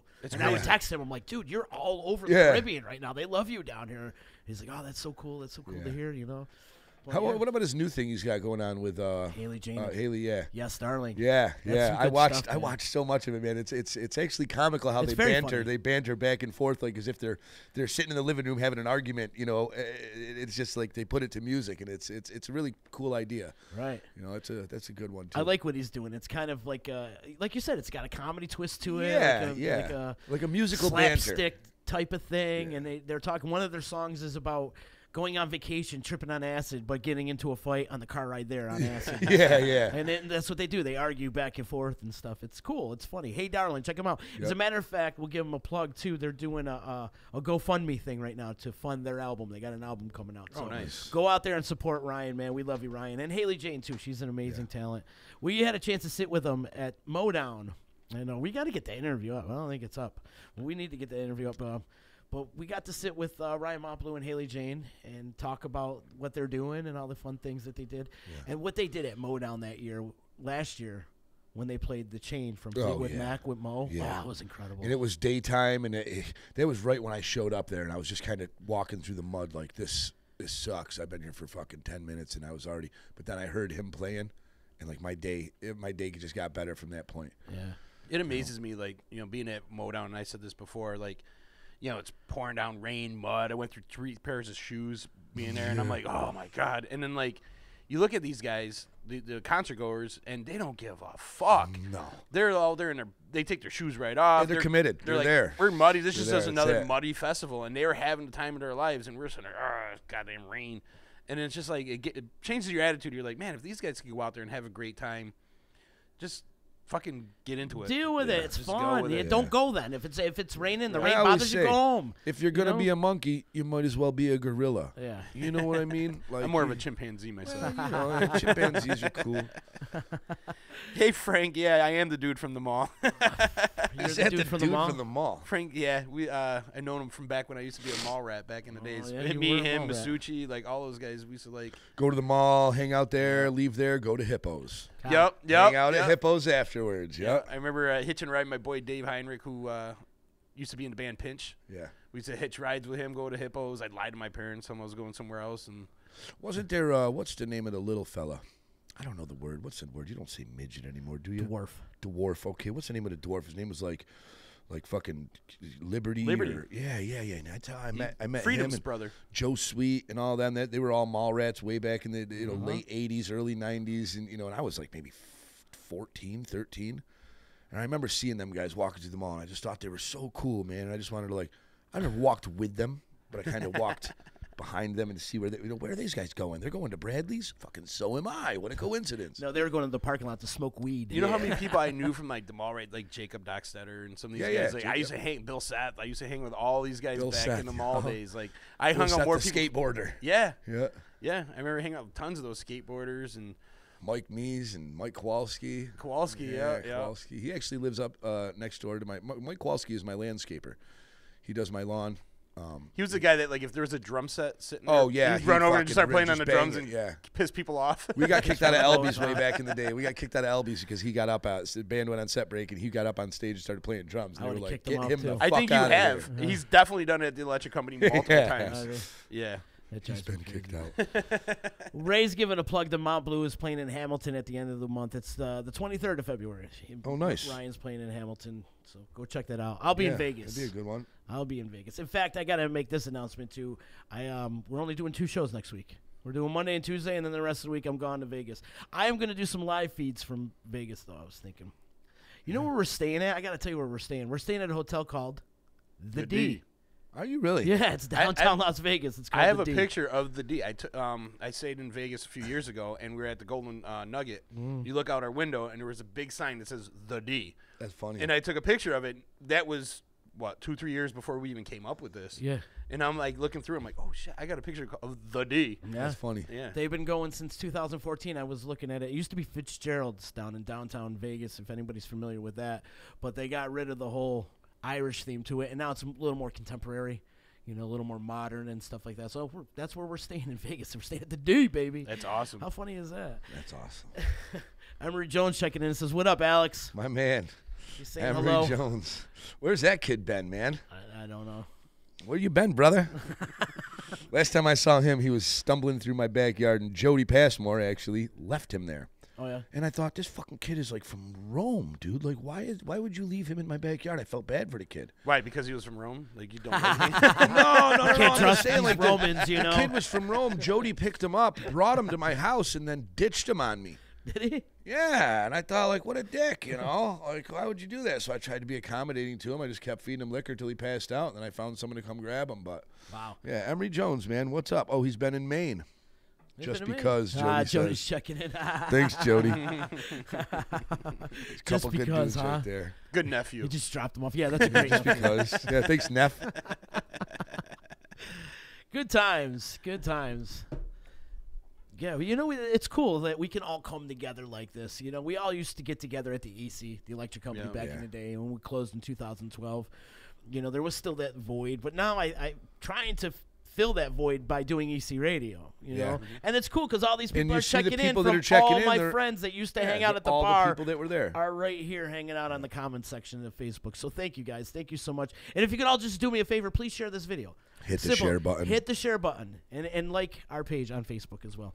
But if you could just hit the share button, it'll be helping us out so much and get us out there to the masses because that's what we're here to do, baby. Trying to get out to the masses, create some good content, and entertain a little bit. A little bit. Where's your phone? Are the request lines open? No, that's gone. That went with the app. Well, because I started. I'm always texting in, it's on my phone as the D. Nobody ever responded anymore. By the way, maybe they're just sick of me. It's 420, by the way, just FYI out there. Who's got it? It's what do you call it? Once the app went down and we made some changes. We made some changes. Well, I know you made changes on the app. So. We will be getting it back. It's just one thing at a time. One thing at a time. So look at what you did with the studio. That's one huge thing that you guys did. I mean, the studio, and we upped our live streaming game too. We needed to do. I saw the multiple stream. links. Yeah, there's multiple. We're on Twitch. We're on YouTube. We're on Periscope. Twitch. That's what I couldn't figure it out. I was thinking it was called something with a T. I couldn't figure it out. Or something. Yes, but I'm like, I don't have that Twitter. I'm like, I'm not downloading another app for that. I just go right onto Facebook and watch. Right. I always hit the share button when I can, and Thank I'm you, on. buddy. And if I'm not sleeping the day away or doing something stupid. Yeah, but if you guys can just click the share button. And what's nice is you can watch it at your leisure. You know what I mean? You don't have to watch it live. You can go back and watch it. And that was the thing with when you guys first started back in the other room.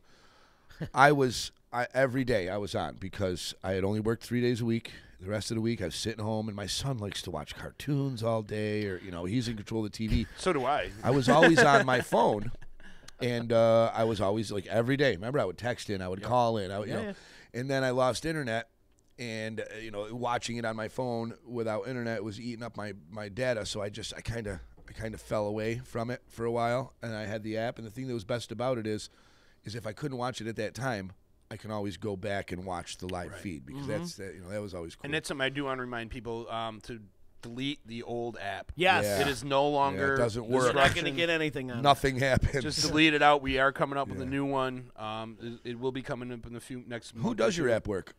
Well, right now I got a guy, but before was Matt. Yeah. So once he departed, he took all that with him. So we're just refocusing. He took his ball and he went home.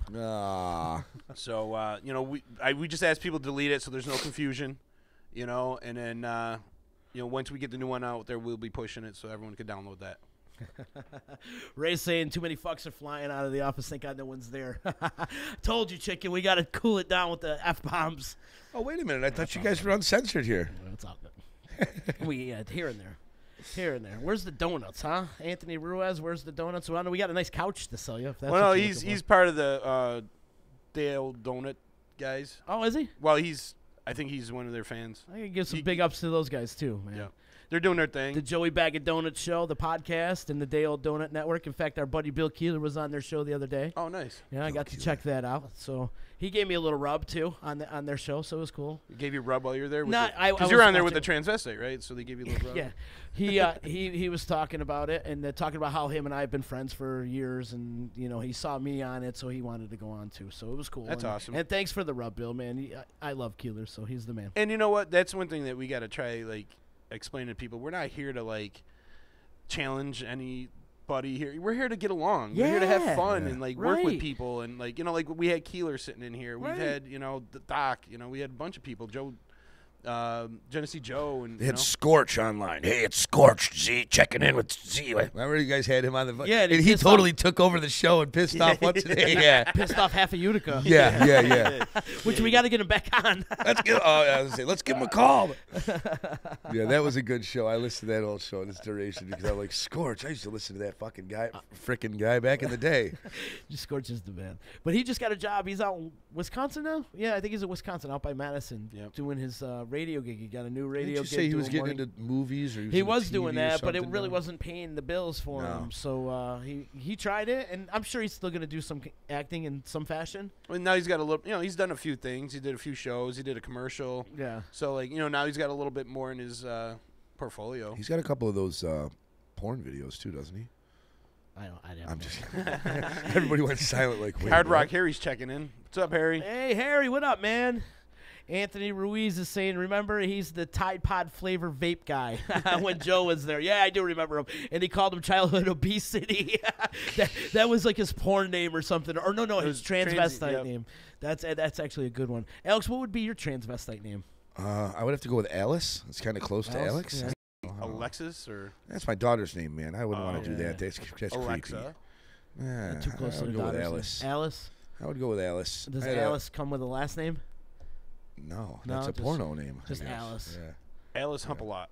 Yeah, you can check me out on web. You can check me out on webcam. We do a porno broadcast between 3 a.m. and 6 a.m. Yeah, hit him up on his premium Snapchat. Hit me up on my premium porn site. See, I do one from watch and learn, boys. 3:05 to 3:07.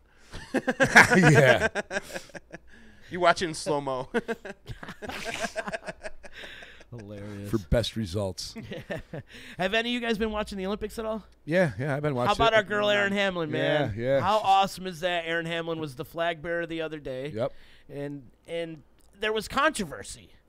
There was freaking controversy because there's always controversy at the Olympics, but there was controversy amongst Team USA over a coin toss.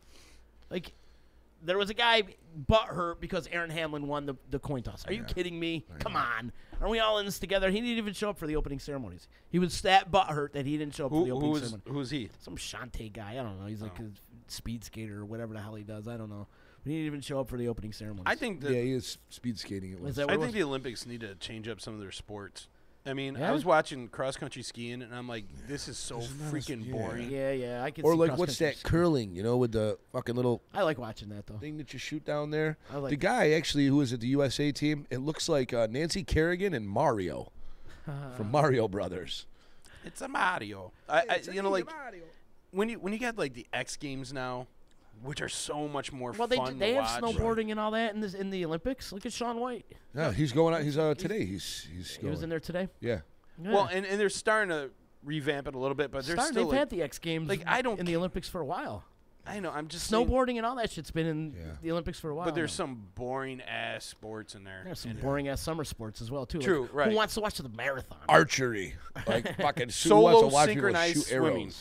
Right. Yeah. What are you synchronizing with if you're solo? You're solo. And I'm supposed to give a rat's ass about figure skating. Because you're an American, I like all of a sudden I'm supposed to I kind of about like some of the outfits. You see some of the broads come out there. I watch it because you're like, this motherfucker's going perfect run, man. Is he gonna slip and fall on the ice right now? You know how much skill it takes to be a figure skater? Oh man, triple lutz. I know about this. You're on two little blades on ice. It takes a ton of skill to be. I'm not denying it. I just don't care. I don't care about Brian Boitano, whatever. Brian Boitano. That was the 80s, chicken. Right, I just don't care, I mean, I'll give you the gymnastics. That's awesome, to watch, and some of that stuff that they do is just amazing, and that's fun to watch. But like, what was the other one? The one where they go run around in the circle in the bikes. It's like, oh my God! Like seriously, like make it interesting. Like make them go opposite. There ways. is some great sports out there, though. I don't care what you say in the Olympics. There's a lot of activities to watch. If you don't like that, you could switch it up and watch another one too. Hockey's huge. I love hockey. So Olympic hockey, there's nothing better. Yeah, it really is. See, and then this year, there's no pros. And I'll give you Olympic hockey. I'll give you, because Olympic hockey is very competitive. And there's no pros this year, so it's going to be a little bit different too. But beach volleyball, I'm all for that. Especially the men's. No, the women's, man. I'm okay with that. But big ups to Erin Hamlin. She finished 5th today, and she's got 2 more runs tomorrow. So hopefully she could get in there and sneak into that one of those top spots. But there was a record broken today on the track.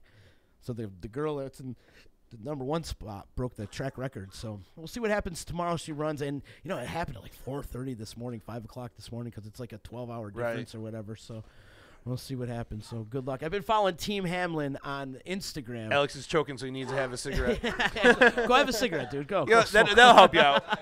Go smoke. Go get some emphysema. It'll help. But I've been following Team Hamlin on Instagram because they got the whole family out there, and her brother and her boyfriend, and they're out there doing some cool videos. And the guy who won the silver medal, who was the first male ever to medal in the luge for the American team, and they were celebrating with him and going up and down. So follow them on Instagram. They're it's been fun to watch. Didn't they say they brought in something like 100,000 condoms for the? Yeah, more than that. I think it's it was like some insane amount. Just giving out condoms all over the place. Jay Stevens is saying the Olympic hockey is better than watching the Rangers this year. Hey pal, it's better watching the Devils too. So the Rangers won yesterday. So yeah, I can't say that about my Celtics. They lost yesterday, but by 30. And how are they going to lose on Paul Pierce Day? They should be ashamed of themselves. They were flat. They were real flat. Ashamed of themselves. But it's good to see Paul Pierce go up into the rafters. I think he deserves it. He's been a warrior. He to me is the epitome of a Celtic, just like Larry Bird and Bill Russell and some of those guys. And kudos to him, man. I'm glad he actually got recognized for that. Yeah. Back to the Olympics. Gaffney's checking in and says the guy that won, that Chris Manzer, is from Saranac Lake. So he's kind of a regional dude. He's a upstate New Yorker. I want to say there's 22 upstate New Yorkers in the Winter Olympics games this year. And then we also have Manny Fanoof, who is in the biathlon, I think, the local girl from Old Forge. She's in I want to say it's the biathlon. I'm not 100% sure. I can't really remember. I'm good right now. I'm surprised you don't see more skiers coming out from like the Old Forge area. Oh, there is. Well, up north for sure. But 22 upstate New Yorkers, a lot of them from Lake Placid and Saranac Lake, and so they're relatively close. I mean, it's only a 3-hour, 4-hour ride for us up north and stuff. So congratulations to all the Olympians, and it's been fun to watch. I love the Olympics. I absolutely love the Olympics. I could care less. I miss. Because you're too cool for school, chicken. No, a lot of the sports I just don't. Like, if there's a sport I care about, like I'll watch it, and but some of them, watching those cross country skiing, I'm like, this is so freaking boring. You don't have to watch it. Yeah, and I was just hoping somebody would trip and all of them would fall down. That would make me want to watch it more, but. Yeah, I don't know. I just don't care about figure skating. The only sport chicken cares about is football, and that's it. No, I'm a huge basketball fan. I like the Dream Team, the basketball Dream. Remember back in the day? And they're not doing that anymore, though, no, right? they're not doing the NBA players, I don't think. Well, did they? I thought they did it last. Maybe they did. There was a lot of big name think about people, it, though. Why shouldn't we put our best of the best? Every other country is putting their best players out there. So why shouldn't we put our NBA players? Why shouldn't we put the NHL hockey players out there? You know what I mean? Everybody else does. They did, and the NHL doesn't want to stop their season in the middle of their season to to let play Olympics. Their best players go. And it's happened in previous years. They'd have to stop their season for 2 weeks just so they could go play Olympic hockey. Yeah. And then these guys would get hurt and come back to their teams hurt and shit. Yeah. That's not fair to these guys. Well, that's because it's in the middle of the season. But with football, or I'm sorry, basketball, it's in the summer, so I guess it's more, doable for them. They're not really playing basketball in the summer. But like you said, I mean, we had Jordan, Bird, Magic, Karl Malone, the mailman, John Stockton, the Dream. Yeah. Christian Laettner was the only player that went from college and played in the Olympics. Yeah, I mean Elijah Wan. I mean these guys. Elijah Wan wasn't in the Olympics. Yeah, he was. Yeah, he was. Not on the dream team. Yeah, he was. I'll bet you $100 He was the first team. No, you're thinking Yes. of Pat Ewing. No. Olajuwon was Akeem on. Olajuwon was not on Team Yes, he USA. was. No, he wasn't. Look it up. Please look it up. He was not. I Yes, he guarantee was. it. Oh, How much you want to bet? My phone just died. How much you want to bet? I'm going to pull it up right now. Akeem Olajuwon was not on Team USA. Could you pass me that charger? There's a plug right there, actually. I'm going to look it up right now. He was from Africa, man. Doesn't matter. He wasn't on Team USA. He was not. You're wrong. Actually, he may have played in the Olympics, but he didn't play for USA. He probably was played not on for Team Africa. USA. No, he wasn't. Look it up, chick.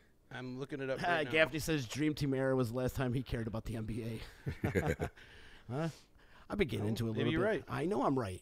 I could have sworn he was on that team. No, he's not even American. He's from Africa. Not in my house. That was Dikembe Mutombo. Oh, you're right. You're right. I was close. Yeah, so Jay Stevens says he wasn't on the Dream Team. It was Leitner, Robinson, yeah, David Robinson, the Lee, Admiral. Bird, You can't forget about the Admiral, man. Pippen, Jordan, Drexler, Malone, Stockton, Mullen, Barkley, and Chris Johnson. Mullen from the Golden State Warriors. Yeah, now he's the coach of St. John's, man, who just knocked off Villanova Yeah. last week in the #1 seed. That was the #1 team. upset right there. Huge upset. Yeah, In huge. fact, I want to say St. John's has 2 big upsets in 1 week. Yep. They beat somebody else, too, that was ranked really high as well. Silbert's saying he was on Dream Team 3. So look that one up. Olajuwon, though? I don't know. Maybe he was. I can't see. I don't know. Yeah, he was. So I knew he was on a team. Yes. So it was Barkley, Hardaway, Anthony Hardaway. You can't really call him the Dream Team after the first one. Grant though, Hill, right? Malone, Reggie Miller, There's Olajuwon, O'Neal, Gary Payton, Scottie Pippen, Mitch Richmond, David Robinson, and John Stockton. You So can't really call that Dream Team 3. You but know what I mean? I There's knew only he one was Dream in it Team. at some point. Yeah. But he was on the original, so which he should have been on the original because he was way better than Ewing. Well, Gaffney's saying he wasn't a citizen then. Oh, is that why? Yeah. Oh, that makes sense. Mm-hmm. Yeah, you can only be on the Olympic team if you're a citizen. Yeah. Well, there was some great basketball, though. If you ever watch that 30 for 30 about the Dream Team, have you ever seen it? Yes. Do you know they got their asses kicked by the college kids? Like, the very first pickup game that they had as a team, they got their asses kicked by, like, Bobby Hurley and Chris Webber and all those guys. They, like, stomped them in a gym. There was, like, no cameras allowed or anything, but they will tell you that would you the think college that's kids kicked because the they shit don't out of the have pros. they're not all on that same team, and they're just a conglomerate of players. So you got everybody wants to be the star on the team, but when you got every star is on your team, it's kind of hard to get a rhythm going, Yeah. They said like one of the best games that happened there was like you said, no cameras, and it was they're all playing each other, and Jordan ended up destroying people in the pickup game, and Bird goes, "There's a new sheriff in town." Yeah. And like they knew right then and there because I mean Bird and Magic were like on the tail end of their career at that point. Yeah. And especially Bird. and And Isaiah Thomas. and Magic had AIDS. Right. Yeah. So he actually came back. Remember, they didn't even want to share a locker room with him. Like Yep. Karl Malone was Yeah. like really hesitant about being a teammate with him. Yep. And There then was a lot of controversy. he they said like at that point they realized Jordan was the next heir to the throne. Yeah. And that's when he really picked up and just blew it up. Yeah. That, and do you remember when they were playing Tony Kukoc against Tony Lithuania? Kukoc, yep. And they were talking about, because Tony From Kukoc the Bulls. had just signed with the Bulls Yep. like a couple weeks before the Olympics. So Scotty and Jordan welcomed him into the crew nicely, a couple elbows, and they didn't even let him touch the ball. They No. just D'd up on him so hard. And Vlade used to play for the other Vlade Divac, yep, he played for Yugoslavia. Yeah. And then Lithuania. And I think Steve Nash played for like Canada, didn't Yeah, he? yeah, he's Canadian. Yeah. So you used to get like you had what's his name there, Dirk Nowitzki. Yep. He played. He was Swedish or something. Sweden or what the hell German was or he? something. German? I think he's German. Dirk Nowitzki. Yep. And so that we got a lot of those guys. Got him interested in the NBA. How about that one Vince Carter fucking Oh my jump? God. He dunked over that dude. He literally jumped over his head. And that was awesome. I seen that Dude, live. You could The guy still was a see 7-footer that he jumped over. He jumped over him, like spread his legs and right over his head. Like that was dunked right over, Yeah. like literally jumped. And the guy stood straight up. Like he remember. didn't crouch down. He stood straight up and he dunked over him. put And that's right why I'm over like, him. Vince Carter to me. He's still in the NBA? He is, isn't Yes, he? he He's is. like 38, 39 years old, right? Vince Carter, to me, is the best dunker ever. And I know a lot of people like automatically go to Jordan, and Jordan's really good. Dominique Wilkins. Dude, I've seen Vince Carter do some shit that was unbelievable. Vince Carter, they call him invincible because he found his way to the basket every time. Vinsanity. Like, yeah, Vince. When he dunked over that guy in a game, 7-footer, I was like, this guy's amazing. And that was the year that he actually grew hair. Half man, half amazing. He grew his hair out that year for the Olympics. He played with hair. I would probably, my best dunkers would be Vince Carter. You got to throw Jordan in there. You have to. Jordan just, he was. Got to throw Dominique Wilkins in there. Dominique was great, but I would probably put what's his name there he's now on the Pistons. Blake. Yeah, they just traded him. Dude. That guy can get up, man. He dunked over a car. Yeah. Like he's pretty sick, and he could do some shit in a game. He's right up there with top 3, I think. He's in there, absolutely. And Dominique, I love because he was pure power. Yeah. Dominique had that, the windmill and the back dunk and stuff. Well, you look at the old highlights of the old dunk contests and things like that, and then you see, like nowadays, like when Jordan won that dunk competition, jumping from the foul line, he was over the foul line. They still show that. It was posterized. I mean, I had a poster when I was a kid of that. But you see, like, nowadays, these guys that are doing it, like, what's that white fella? Dunked from the foul line, but he actually jumped from before the foul line. Jordan was a couple inches over the line when he did that. Right. Tom Chambers? I don't remember the guy's name. It doesn't sound familiar. There's been a couple. But, yeah, the dunk contests nowadays are kind of lame. They need that pure dunker bag. And, like, what? I feel like there's no more originality. There's not. I'm kind of bummed that Kobe never did it. I always felt like Kobe could have brought a little extra, like... He was kind of pretentious, He didn't want to be... But he could fly, man. Oh, yeah. And LeBron... Did LeBron ever do the dunk contest? Nope. I don't think he did. He would have killed it, too. Right. Yeah. He could probably dunk from the three-point line. He's another line. big man that can get right up there, and but again, you want to focus on your strong points. You don't want to be in the dunk competition. You want to wait till the All-Star game and bring it. Do they really bring in the All-Star game though? Like they kind they don't do anything in the All-Star. It's all show now. Listen, this is my recommendation. You ever want to make some money? You bet the over in the NBA All-Star game. Okay? Yeah, it's like printing money. 156 to 138. No matter what it's at, just bet the over. It could be 300 points. Just bet it. What it is like the first 3 quarters, they're goofing off. They're doing like alley-oops and stuff like that, hitting off the backboard. But then you get into like the fourth quarter, and then they just really start playing, and that's what I like to see is like because then you got the best of the best out there, and this year they're doing a little different. They're doing almost like a fantasy draft where you got Curry and then you got LeBron as captains, and you get to choose their own team. Oh, did they do the NBA All-Star yet? No, not yet. It's coming up. We're not it's All-Star coming break yet. It's right after football. And so I like that idea. So now you got teammates that can be playing against each other, and you got people that would be playing with other people that normally I didn't know never they were had a doing chance. that new format. Yeah, it's pretty cool. They did it with the NFL a couple years ago, and I liked it. Yeah, they do it with hockey too. And it's going to be really cool. But like you get in that fourth quarter, and then that competitiveness comes out, and these guys are like, they're all-stars, so they're super competitive. Exactly. Not like the NFL where they like hold you back so much. That's what really pisses me off. In the NBA All-Star game, they don't play any defense, and none of the All-Star games they play defense. Well, actually, a few years back, actually more than a few years back, I just watched a documentary on it. Sean Taylor with Big Shaq. Oh, they can talk Sean Taylor when he knocked that dude out. Well, with Shaq, and they decided for the All-Star game they were just gonna double, triple team him and not let him score, and they kept him. I think he was below 10 points, and that's when that whole hack a Shaq defense came about, where they were just like, fuck it, foul him. Let him get the points at the line, and he was never good at the line. Oh, yeah. But I watched a documentary about that, and they were like, that was one of the All-Star games that instead of just going out there and just like showing their abilities or whatever, they went out there with one directive, and that was to shut Shaquille O'Neal down, because that was when he first came into the league. He was breaking backboards. Remember that? He was unbelievable. And he wasn't even that big back then. You see him back on the. He was 7'2", but he wasn't mass. But he wasn't. Yeah, he was skinny. Like still. You see him like on like the old school Orlando Magic days when he was with Anthony Hardaway. He was that guy from Blue Chips. What was his name? What was the guy in Blue Chips? I forgot what his name was in Blue Chips, but I think Shaq is the reason why you see all these bulky players now. Like big inspiration. Well, I started watching. They play the classic games and they're on at the bar, and back in the Bird days, And like Parrish was tiny. Robert Parrish. Like back in those days, he was a big, tall dude. But like nowadays, he would probably get crushed because there's guys like so much bulkier. They got more what about muscle. Manute Bol? Right. Manute Bol weighed less than I did. Those guys wouldn't make it these days. And that guy was like 8 foot tall.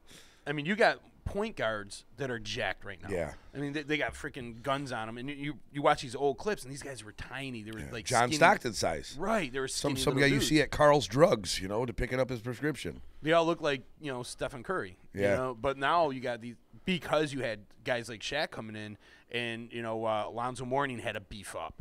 You had to get, Ewing, and these guys had to, like, bulk up to go against Shaq. I'm annoyed Patrick Ewing closed his career in fucking Seattle. Yeah, I agree. You're a Nick, dude, your whole life. What are you doing? Well, was it They his talk choice? about trade, you leave. Yeah, well, it is his choice because they want to trade him. Well, then I quit.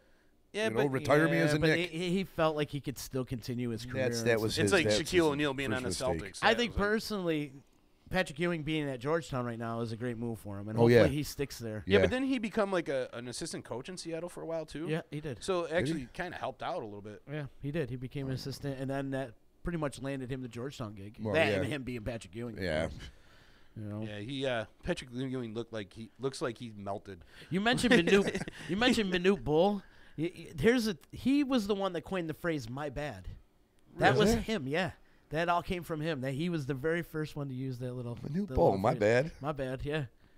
No. There was a song, there was this thing, and I remember I was probably 12, 13 years old, and my sister bought me this VHS triple cassette set it was like basketball bloopers, football bloopers, whatever. And in the basketball bloopers, there was like this video, and I think you could probably look it up, and it was a music video that these two guys made about Manute Bol, and it was called Bull Tending. And it was like they had a whole song about it, and it was like block the ball, Manute Bol, and they were like they gave like the little background of him, and I thought, who features Manute Bol in a song? Like, you could have sang about anybody in the league, and they picked Manute Bol. Well, you remember the finger wave came about because he used to do the neck thing. Who, Manute Bol did that? Yeah, whenever I he thot blocks. that was Kemby Mutombo. Yeah, Mutombo That did was the. Mutombo. Oh, it was Mutombo Mutombo did did the finger Oh, wave. Yeah, no. Yeah, you're right. When Mutombo. Jordan dunked on him that time and waved the finger in his face, that was the best. I seen Marley, Dan Marley, dunk on Manute Bol. Dan Great, Marley, great yeah. ball player, man. Yep. He was Thunder awesome. Dan. Yeah. He came over Thunder and just Dan. boom. He like, was an Olympian. Yep, He he was was. Yep, 1988. he was in. I loved it. That kid played with a lot of heart. Yeah, he did, and could shoot too. Yeah, he could. shoot. Play and you know defense. what I loved about him too? He was a great leader. Yes. Like the Suns should have won that championship that year. Yeah, that they who won was that. Who else was on that team? Barkley, him. Yep. Barkley, yep. Yeah, Kevin Johnson. Kevin Johnson. Yeah, he was They it. had a good team, man. The Rocket. Yeah, Larry Nance, I want to say, was on that team too. They had a Could've pretty good team at that point. But I liked the Suns team when they had Steve Nash. And then you had the Matrix. What was his name? Sean Merriman. Sean Marion. Marion. Yeah, Sean Marion. Yeah. And then he was awkward looking, man. He looked like Cro-Magnon man. but dude, he could fly. Yeah, I He know. could fly. And then you had He was a UNLV guy, Sean Marion. what's his name there? That played for the Knicks for a long time. The center. Kiki Vandeweghe. No, the center for the Knicks. Oh my God, he Patrick came right Ewing? from out of high school. Bill Cartwright. No, much earlier than that. Played with Steve Nash and those guys. He just played with Steve Nash. He was. He was on the same team. He was on the same team as Melo. He was the other scorer with Melo on the Knicks. Oh, Marcus Camby. No, the center. Marcus Camby, number 23. I love Marcus Marcus Camby. He was Camby. out of Syracuse, wasn't he? I loved Marcus I Camby. like No, Marcus he wasn't Camby, on too. Syracuse. You sure? He went to UMass. Marcus Camby. I thought he was a Syracuse guy. No, that would have been great. He should have stayed with the Knicks the first time around. Yeah. But Who they he went to the Raptors Right. and played with Vince Carter. But they wanted him to be a scorer, and he wasn't really a scorer. He was No. more of a rebound Yeah, guy, he was you more of know? a defensive. Yeah. And then when he came back to the Knicks, they welcomed him with open arms, and And then they I love benched Marcus him. Camby. No, he was like the stud on the Knicks for the longest time. Anthony Mason, No, center. Charles Oakley. I don't know. You're way far back. I'm just talking more recently. This is like the past 5 years. He might actually still be on the damn team. Probably not. None of these. Luke Longley. I have no idea, chicken. Look it up. You guys are killing me. Well, look it up. That's what the power of the internet is for. That's why you have a Look Google. it up. Brain That's why you have a frightened smartphone. Look these up. You forget you have a smartphone? Yeah. I don't know. I have no idea who you're talking about. Yeah, I can't picture I mean, I don't really watch basketball a lot these Amari days. Stoudemire? Yes. Amari Stoudemire. Amari Stoudemire. He don't count as a Nick. He only was there played her for what, about a 6, year, 7 2? years. No, he didn't. He played her a long time. He played maybe 5 years, and he was hurt 4 of them. He was But horrible. when he was on, and then when Melo came in, they kind of forced him right out. But when he was on the Suns, he was good. nasty. He and was then you had good. Merriman, and then you had Marion, Steve Nash and those guys. That was a team that could have probably did some damage. But you had the Spurs, and the Spurs always shut them the down. Spurs dominated for quite some time there with, what's his name? He's the most boring basketball player in the world. Duncan. Tim Duncan. Yeah, but you know what, dude? The motherfucker's walking right into the Hall of Fame. Oh, He's I know. got 5 rings. No kidding. He's got MVPs. But look at his highlight reel. Right, I think it's there's like no 18 highlight. seconds long after his career highlight reel. I mean, Well, he the was guy a great team player, though. He was a great team player. You know, gotta but he give was that to so him. conventional basketball. Yeah. Like there But was that's no the Spurs. flair. There was no. That's Popovich, right? Yes, Yeah, that's the Spurs. yeah. I mean, That's that's the way why like Popovich plays. star-studded, dunks and whatever. He was just so by the books. Yeah. Bank shot. Make sure you hit the square. It'll go in. There was no flair about him. No. And he always has that look of just like bored. He looks like he's bored. But he's a Hall of Famer. Yeah, he's definitely walking. Hey, Lucky he got a lot him. of rings. Yeah, he's writing his own ticket. That guy. That's for damn sure. Good for him. And Pop should be in the Hall too. I mean, He's definitely easy. Hands down. What's up, Alex? I'm just laughing here. Ray says, sports. I didn't miss much. JP's checking it too. Jeff Miller from Deep Vapors, man. I love that guy. Good dude. He's saying there's hot chicks on the Olympics right now. And he's also, what up, Miles? Who's Miles? I don't know who Miles is. So, what's up, JP? And now don't forget, Thursdays, they do the Day Old Donut Show on Thursdays on Facebook, like right around 7:30. So big ups to Joe and Jeff for doing their thing up there. Cleaning up the garbage to you, huh? I don't know what that is, too. So. Oh, that's Miles. That's Miles. What up, that's Miles? Miles. He's cleaning Hi. up the garbage. I got you. There's Miles. Yeah, watch out for those. Hi, Miles. I hope you're not using those Utica bags. DB, Mr. Bandage, watching with us. Mr. Bandage, good. Great guy. I love that man. Great fellow. Yep. Good dude. He was there during my little escapade with the fight. Was he there? On this weekend? Yeah. Yeah, he was there. We were talking about basketball. I got a chance to check out the Syracuse basketball game yesterday against I Wake watched that, too. Forest. Yep. Great game, actually. Cuse looked good. And I got lucky. My boy from the back door, give him a little plug, the back door out in Old Forge, my boy Albert Kiss kicked us down with some courtside seats. Awesome. Yesterday. So we were sitting right behind Boeheim. And Nice. if you're following my Instagram at all yesterday, you could see the storybook that I did. And it was pretty cool. Great game, and hopefully Cuse needs to pour it on. They really do. So hopefully they can win outright and get themselves into the tournament.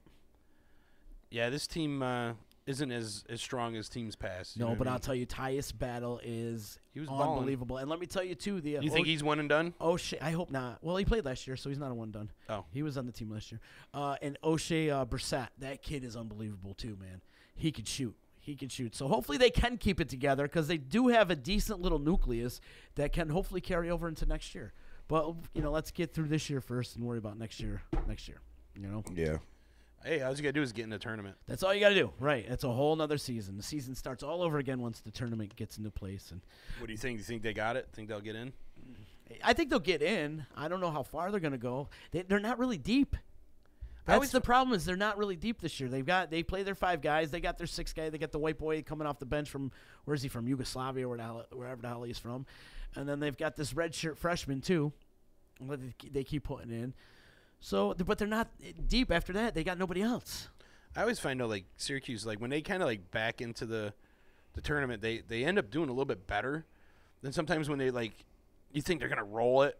They got a great team. They're killing it. They're number 1 in the nation, and then they shit the bed against a team like Maine. Yeah, right. know? Or Vermont that one Yeah. year. Or the other year who they lose to was like Charleston or whatever.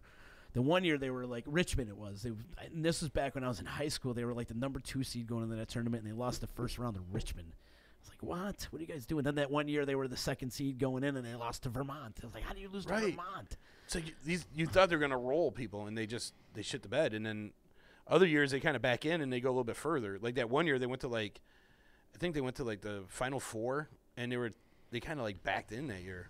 Oh, the year they beat Virginia in the Elite Eight when they were down 16 at the half and they came back to beat them. And they made it to the Final Four. They lost in the Final Four game. Did they lose to Butler? No, they lost to that Michigan. Did they lose to Michigan? I can't remember. But Gaffney's saying he saw a projection today that he had them going in as one of the 4 teams in. So that would be good. They just got to keep winning. Hopefully, and they got Duke coming up. They got a couple big wins from Louisville. They beat Boston College. They just beat Wake Forest, but they did lose to, like, St. Bonaventures or something. So they have some bad losses. Virginia kicked the living shit out of them a couple weeks ago, too. But hopefully they can put it on. If they can win outright, they're in good shape. They'll be in good shape. You know as well as I do, when it comes March, it's a whole different season. Yeah. March Madness. When I really start paying attention to the college ball. That's what I was going to say. That's kind of when you really start following who's doing what. Well, this is the time right now is the fall, so you can actually figure out what teams are good for your brackets. You know, you find that's when I start. It doesn't matter. Your brackets, I don't play the brackets. It does. You should know who's good and who isn't. Well, you know who's good, and you're like, oh yeah, I'm gonna pick these guys. They should kill them, and then like they end up getting eliminated in, like, the first or second round, and you're like, fuck, now who do I pick? You know. We're gonna change subjects up real quick because Jeff is checking in. He says, when you get a chance, talk about Keeler almost drowning chicken in bubble wrap. Oh yeah. Yeah. That was it. Chicken almost died. Yeah. The year that you fought, what's his name? Joe Lode? Yeah. That was a different year, but yeah. Different.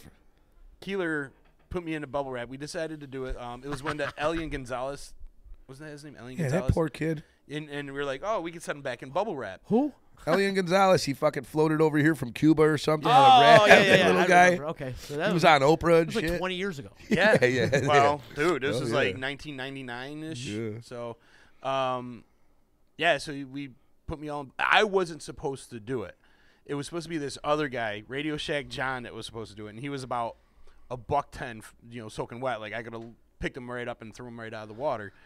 But last second, he bailed, and I got kind of like taunted on air, like, "Oh, come on, don't be a pussy, do it." So I'm like, "Oh, fuck, here we go." Yeah, you had to. So I did it, and they put me all bubble wrap, and we go into it's called taking one for the team. Yeah. We went to the Sequoia Creek and over by the park there. Wait, in Sequoia? Yeah. In the park where the soccer fields are? Yeah, Elm Street Park. Elm Street Park, yeah. So I go in there, and instantly, and it was like April, so the snow just melted. It was so cold, right? Cold. And instantly, all the water just starts seeping inside the so suit. You're like floating down, yeah. I started sinking, because it started going inside the thing. Now, who's with you? Is there somebody with you? Yeah, the skinny dude, John, that was supposed to do it. Like I said, he was like $110, and Stefan. Oh God. Yeah, Stefan, do I know him? Yeah. Hi, guys. I'm Stefan Rubinski. Stefan Rubinski, yeah. I will shake the ketchup bottle. Yeah. Didn't he like set off a bomb or something in somewhere? Yeah. Crazy We'll Stefan talk about Rubinski. him in a minute. Go ahead. Continue with this story. So I go in there and I start taking in water. Well, first I almost hyperventilating because it's so cold. Like it's like ice water going right through all over me, and they got this like piece of twine holding me in. I'm holding onto a root sticking out of the ground so I don't drown, trying to keep my head up. I can't move because my hands are like, I'm wrapped up in bubble wrap. Yeah. So I'm like, hands are out like this. I'm hanging onto a root like for dear life, and you can hear me taking in water. You can hear it on air. So my mom heard this. All the girls at work. We're listening to my son die right now. They were freaking out, and so luckily there. And here's Stefan. Oh yeah, he's dying on the. I'm like, help me here. You know, like he's sitting there like laughing at it. Luckily, there was a parks crew doing some work over there, and the guys came over and dragged me out of the water because otherwise that little wimp wasn't going to pull me out. Right. And when they wrapped you in this bubble wrap, what did they tape it up with? Like duct tape or something? It was Was there a lot of duct tape on it too? It was quite a bit of duct tape, yes. And so you're wearing just regular shorts? Or? I was wearing pants. You were wearing pants? Regular clothing. Even worse. Like I said, I wasn't. Because it's going to drown you even more. I wasn't make you more heavy. supposed to do this. So I came just dressed like you I were am as yourself. now, Yeah. And oh my God, it was so cold. And by the time I get back there, our friend Christy, she's like yelling at me, "Why the fuck did you let him do that?" And she's bitching at me out. My mother was on the phone, like yelling at me. And I'm like, I just walked in there. They interviewed him. I'm like, dude, I'm going home. I'm just mad. I'm pissed off. I'm freezing. I'm going home.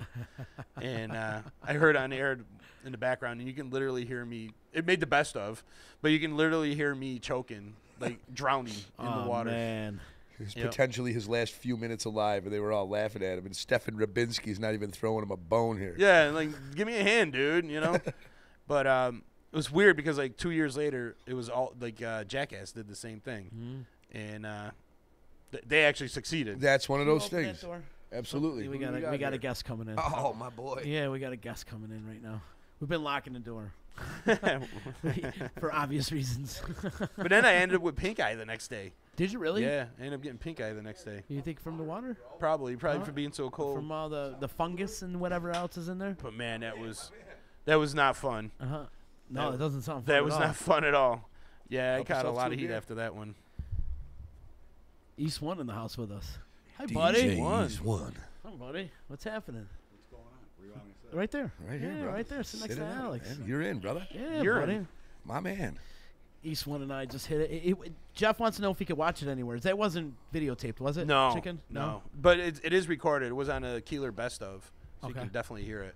Oh, yeah? Yeah. It's on one of those best stuff? Yeah. You can hear it, though? Not, You can hear me drown in the background. After I heard it recording, I'm like, holy crap. That's when it starts to hit home for you Yeah, because I you're was like, like- Jesus, I could have drowned right there. Yeah. So it's on a Keeler best of. Yep. We'll have to check that out. We'll have to find one.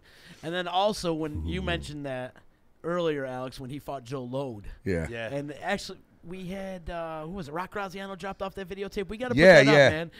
He dropped off that videotape. It's like a VHS, right? Yeah, yeah. You guys were asking who's got a VCR you can bring down. Yeah, We want to watch it. No way to convert the thing, you Right. know? So we're going to put that up. Yep. That was the Mother's Day celebrity boxing match. Yep. We had Mark Piersma fighting Gooner, who was Who won that one? Yeah. the real Gilligan's Island. I think Piersma won that one. Did he? And Who was the dude from Gilligan's Island? Gooner. He looked just like Gilligan, but taller. Yeah. And he tried to be on this Gilligan, like, virtual reality type of thing, right? It was a reality show called The Real Gilligan's Island. He was on there. He was Oh, on he there was. He was on there with Cheryl Teagues. Cheryl Yeah, Teagues. Cheryl Teagues was on there with him. Yeah. He got to know her, like, really well, too. Oh, my God. Yeah, I'm I'd sure like he to- creeped the hell out Yeah, of he her. did. Pretty creepy. It was funny, though, because at one point you had me, him, and Rain Man all working at Tony's Pizza in Washington Mills together. And while he was doing that. But then we had the bouncer fight. It was Brock versus oh, man, I forgot who the other guy was. Scott. Sequin. Sequin. Scott Yep. Sequin, yep. Big dude. Scott broke his nose. Love the fight. Broke Brock's nose in like the second round. Oh, Brock wow. kept fighting the whole fight with Did a he? broken nose. Fought, finished it up. That was a good Yeah. fight. Then it was Sequin's me and Joe nuts. Lode, and then there was two moms that fought after us. Two moms. We got to watch that. So, Todd, if you're listening, man, get that converted.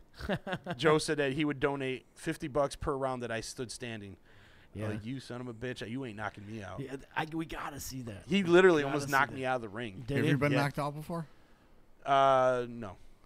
Well, I've passed out and shit. And I knocked myself out once. That's that too does much not nitrous. surprise me. I did. I hit a stop sign. Wait, how? He's on his phone, looking down at his phone, not watching where he's It walking. was actually a fight during high school, and I ended up Running? walking backwards, and I ended up, for some reason, I hit the stop sign, and boom, I was Just down. out. Yeah, it was just out. Just I out, woke up huh? to a knee to the forehead. I was like, oh, okay. Okay, we got to get back in here now. Man, only you could do something like that. Yeah, basically. I ended up puking after the fight, though, because I think he did give me a little – I think I was concussed in the second round. Really? Hit 'Cause- you good? Well, what he did is he belly bumped me, right? And I went flying. Well, that'll give you a Well, concussion. I went up against my chest was against the rope, right? Next thing you know, I get like I feel a hit and I get a little delirious. Well, he hit me from behind. He hit me like in the side of the head from Sounds behind, Sounds like Joe Lode. Yeah. which should have been a penalty on him. Instead, I get a standing 8 count. I'm like, what the frig? So I'm getting a standing 8 count, and I just remember hearing him like, if he's gonna knock me out, I'm like, you ain't knocking me out. And I look at the ref. He goes, you okay? I'm like, yeah, I'm seeing double, dude. I'm like, Ready I to can barely go. see. So I'm fighting, and Man. you hear Even the better, bell ring. more targets to hit. You hear the bell ring, and I'm still fighting. I don't hear it. I just keep going. And then in the third round, I drop him. I hit him in the chin, and he falls to his knees. Oh, yeah? And the ref's like, oh, that was a trip. I'm like, trip? I hit him. He fell. He hit me in the back of the head. You didn't take a point away? And So I'm pissed. Like, Were you pissed they blowed too? I was kind of pissed, but like he was so much bigger than me. He outweighed me by 100 pounds, so I had to get in like bow, bow, bow, and jump out. Go back in, hit him again, jump out. So you were exerting yourself twice as much as he was. And then He was like just a blob coming at you. And like he would bull rush me and hit me with his belly, and I would fly out of the ring. Like there's a point where I'm hanging through the ropes like a matador. I'm literally hanging on the ropes, like overlooking, like from falling off this ring. Olé! And this is like a real ring. Like George Foreman fought in this ring. Like this was a legit ring, and I'm hanging on for dear life. And like that exerts a lot of energy too when you're trying to hold yourself up from falling out of a 6-foot ring. When you bounce against those ropes, doesn't it hurt? Oh yeah, they leave a mark. That ain't comfortable. Yeah, they leave a mark for sure. Yeah. So it was pretty brutal. And like at the end, like I said, I was so tired. So like I come back, our boy Paul Randall from Paulie's Barbershop was in my corner, him and my father, right? And I come back and they didn't bring my chair out. And I'm like, I need a chair, I need a chair, I need a chair. And they're like, I'm drinking water and like, no, don't drink, don't swallow. I'm like, fuck you, I'm drinking. and I'm like trying to catch my breath. That's why you threw up, because you chugged the water and you got hit in the belly, and there it came. But man, I was like, that was brutal. Yeah. I was playing football then, so I was in much better shape, and I think I should have won. We need to get that tape We out. need to get that tape We out. need to I wanna watch see that. that. I want to put it up on YouTube and stuff. When we had Keeler on, he said, go ahead, by all means, put it up. He wants to see it himself. He hasn't seen it in Yeah, years that as was well. I was working at Fox. I just left from the Keeler show and K-Rock, and I started working over at Fox, and it was a dual promotion between the two. So I actually challenged Joe. Oh, that's how that happened? Yeah. Why did you challenge him? Was he hitting on a girlfriend of yours or something? No, it was I wanted to take choose. I wanted to challenge somebody who was bigger than me. I don't want to challenge somebody who's smaller than me, and like just in case you lose and you lost a guy who's smaller. So I figure if I lost to a guy like Joe Lode, people kind of expected that. He's a big dude. And That's a good theory. That's a good way to think. you know what I'm of it, saying? Like I'd rather fight somebody bigger, and I'll fight harder. Right. You know Then what I if you lose, you're like, well, I have to expect it. mean? Right. But if I win, Right. I'd be the bigger now dude. you're the man. So that was my concept. Was like, fuck, I'll take down the bigger guy. My eye. And thank you, sir. You're always the bartender. And but I challenged Joe, and it was all friendly. And I told my bosses we were gonna do this. I told Linda, who was I love that sound. It's like we won the World Series. Linda was Keeler's producer. Yeah. And so we went in there. We did the whole thing. We said that he was talking shit about my sister and whatever. And we staged it. Like Bill's like, I want you to punch him in the head. Like when you come in here, punch him in the head. And I'm like, you sure? He's like, yeah. So we get in a fight, and McBride jumps in between us. So I'm like, all right. So I hit the mic. Boom. So you hear that big pop sound. And then we went at it, right? We come out, and everyone's staring at us, right? They're like, oh, my God. Are you guys okay? Was this a work the whole time, though? This was on air. I know, but was this a work? It was all... Oh, yeah. Okay. Oh, it was totally... So Joe comes out, and we start laughing. Okay. We're like, cheering on. And everyone's just looking at us like, are you guys serious? And we're like, we start laughing. We're like, dude, I thought that was serious. My boss was like, are you seriously going to fight? I'm like, no, it was all an act. It got to the point that we ran into each other over at the Bullet one night. So we're like, oh, crap. So now we start, like, pretend fighting. He threw a freaking shoe at me. I'm like, who throws a shoe, man? Throws a shoe. It's all part of the game, though, right? Yeah. It was funny. Like, I'd be driving past. Did you tell that story on air? He threw a shoe at you? Yeah. Yeah, you have to, right? I remember driving past, like, Nimes Auto and, like, chicken. I'm like, what? I'm like, kick Joe's ass. Kick his ass. I'm You like, had support? Yeah, it was so funny. It was great. But Keeler asked me, he's like, so where'd you train to fight? I'm like, Kelly O'Neill's.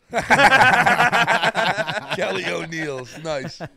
Good answer. That's another nice bar there. I want to reopen that place. Yeah, because it's got holes in the ceiling. And that fucking- place, they should just bulldoze that place, to be They honest can't, with you. though.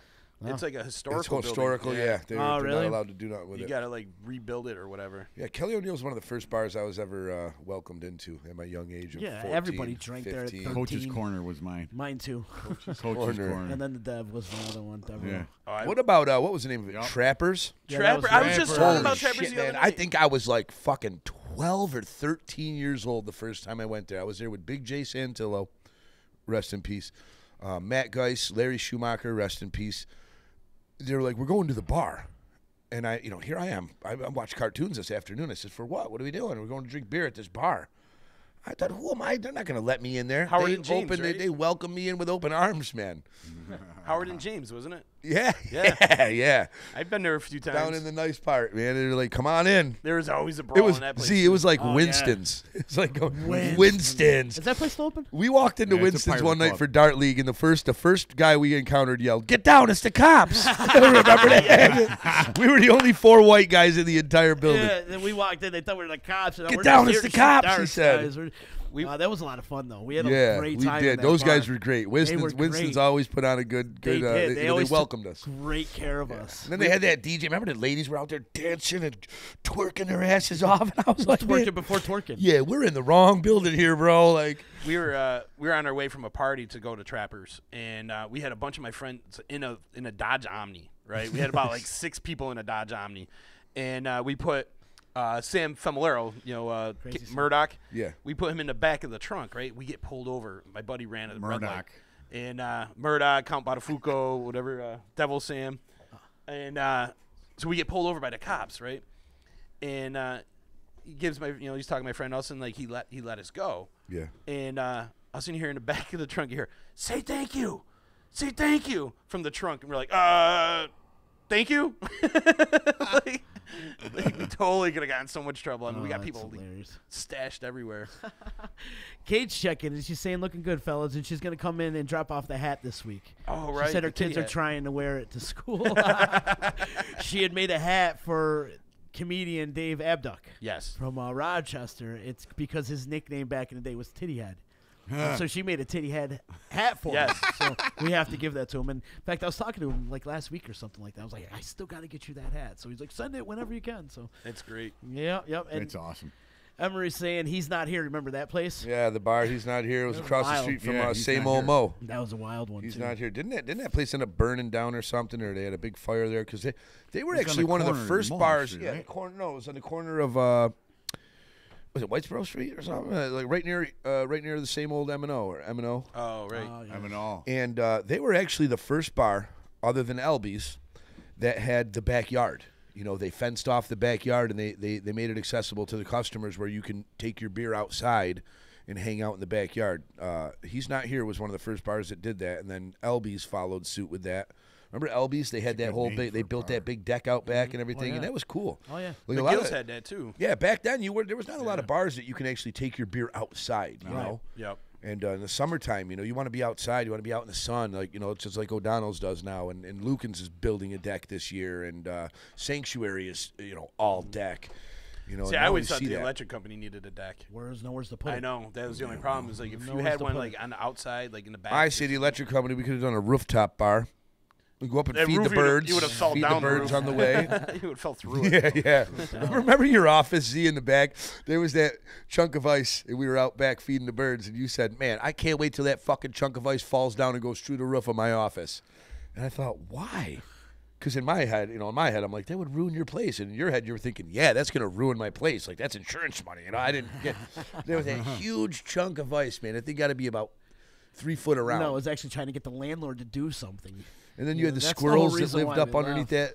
up underneath the overhang there, the squirrels. Yeah. The landlord didn't want to do shit. He still owns that place. He's a lazy Still doesn't piece want of to do shit. nothing. Lazy piece of shit. There's a for rent sign out in front of the what is it now? Wakely's? Wakely's. Yeah, it's for the upstairs. What are they renting out? Nothing. Pigeon shit. Pigeon shit, man. That's Dead what they're renting birds. out. It's such a shame too. It's a 'cause bird cemetery. I love Wakely's and the people running Wakely's. Nothing against them, but your landlord's a scumbag. Bottom line. Boom. I haven't and been that in building there too. yet. If you put some money into that building, They serve and food there?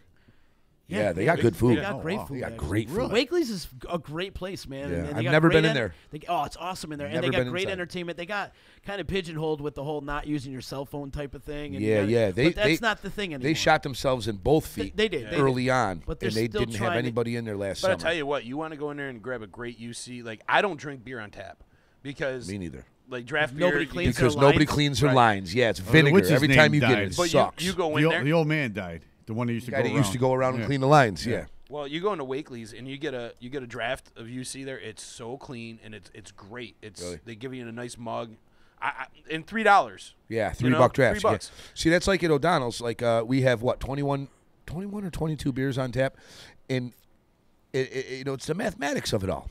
You know, the lines, the taps are right here. The lines go through the floor, and they're in the walk-in cooler. Yeah. Like, their placement couldn't have been any better. That's how it is kind of at Wakely's, right? Their cooler is down in the basement One now. of them, yeah. There's Yeah, two. well, they've two. got their keg cooler where they tap their beers down in the basement. So I'm sure they're, like you said, I'm sure their lines are nice and fresh and clean. But Yeah, and when you can get a draft beer on a nice, clean line like Yeah. that, it's great.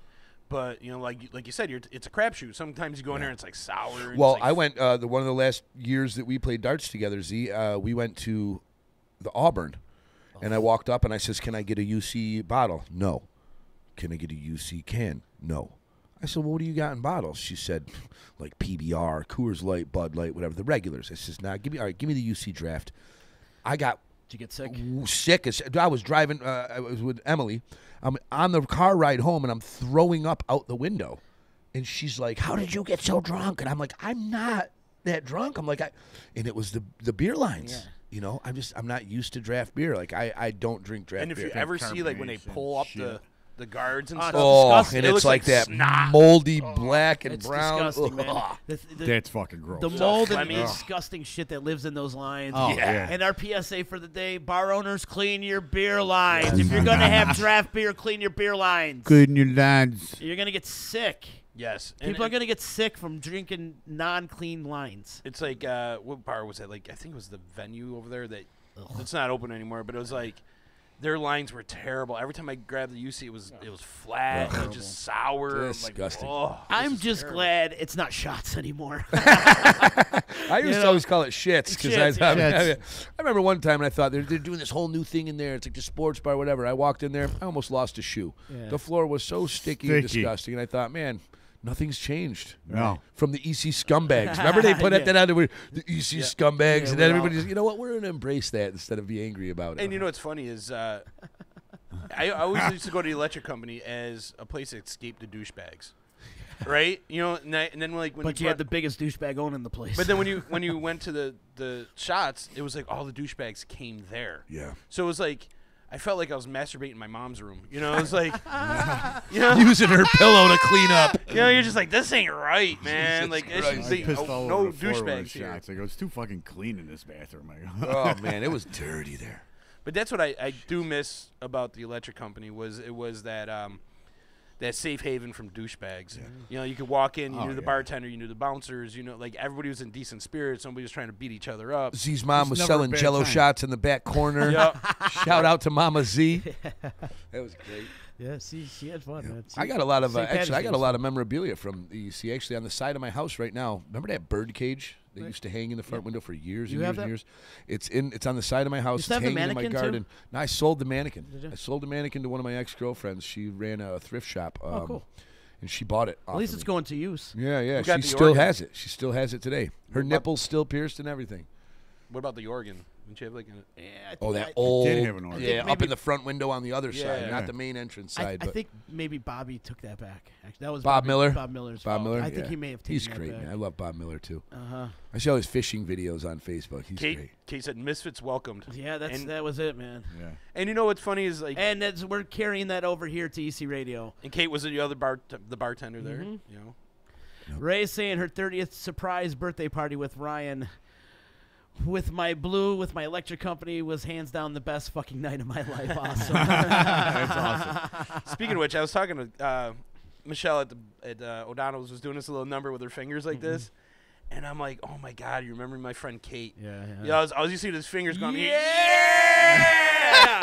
and then you hear everybody on the other side of the bar just going, yeah, and you're like, Just to Kate's mimic here. her, because she would do it and be like, yeah, and then get her everybody fingers else would, waving. oh my god. And then it's you knew hilarious. Kate was there. Yeah, Kate's here. We had some fun, man. Like I said, though, we're carrying the fun over to this right here. So Yeah. if everybody could just like our page and please share this video, please, that would be great. And a great example of that was the party at Oh, Wow. right. It was Yeah. just an EC reunion at the party. It was It was awesome. cool. so great to see so many familiar faces and people you haven't seen in years. Yeah. That's probably the first time I've been to Cavallo's for any function other than clam night, where you go in the afternoon and eat some clams. Yeah. But, that was great. Yeah, I it's didn't realize awesome. they had it like that out on the deck Dude, there the like deck is that. beautiful I didn't out know there. that. Yeah. I guess when I go in, I go sit at the front bar. Mm-hmm. And I just never really got there. I don't know. It's out of my comfort zone. Well, yeah, it's not local. It's not somewhere we always go. You know, it was kind of where everybody knows your name. But We're you know always what? glad you came. They treat us really well. They did. You know, John Lacey, the bartender, he was excellent. Yeah, he's a cool guy. I like him. And you know, for bringing this crew to there, you know what I mean? Like, I hear you, man. Prepare yourselves. Yeah, the disruption's on the way. But you know what? Everybody was having a great time, and you couldn't ask for a better night. It was a great night. I can't wait to do it again. No fights, no dicks. Everyone was just It was having awesome. a great time. I can't. It was an awesome night. Well, guys, we're running out of time. Alex, I want to thank you. Got anything you want to plug? I would like to plug I'm bartending this evening from 7 to close at O'Donnell's. Bring your money. Bring your wife. Don't bring no change neither. We only accept quarters. You nickel and dime me, you out of here. You're out of there. I got $1.50 in dimes. What days are you there? I'm there Saturday. I'm there from 11 to 7 on Saturday during the day. It's a good day drinking day Saturday. Not much going on. Sunday, I'm there from 7 to close. Cool. That's 2 a.m. no matter what. Doesn't matter. Anytime, 2 a.m., that's what time we shut the doors. And Monday night, I'm there 7 to close. So I'm going to head home, shower, and head into work. So nice, buddy. I'm going to finish the rest of these beers here before I go in, probably. Probably. DJ Ease1 tomorrow DJ night. Ease1. What do you guys got going on East Beats and Biz? Oh, we got Cassidy coming in tomorrow night. Great. Yeah, so she's awesome. coming in. Her new EP goes out tomorrow, so we're going to have her in studio. And I got to actually call her and find out what we're going to do. I want to do something special. I want, like, something special, you know what I mean? Because she's a good talent. She could sing. Yep. You know what I mean? So, and if She's anybody's amazing in talent. the Rochester, Corning, Albany area, I'll be out DJing at the Michael Bar Tour this weekend. Yeah. Check out Apache Chief Michael Bar. We're going to be in Rochester, Corning, and I forgot the name of the place in Rochester. Hall. Montage Hall. Montage Music Hall. Well, yeah, it'll be at Montage Music Hall. Corning, I forgot the name of it. And we're going to be at Lucky Jupiter Hall in Albany. Cool. So you guys are going to be busy this weekend. Cool. Yeah. Nice. Big ups to our boy Apache Chief doing his thing out in the road. Yeah. You guys are doing some good stuff, man. It's Yeah, good. man. Keep it up. Keep it up. Tomorrow on EC Radio, former mayor of Utica, Tim Julian's going to be here. I'm looking forward to chopping it up with him. We're going to talk about probably local politics and a whole bunch of other nonsense that's going around town.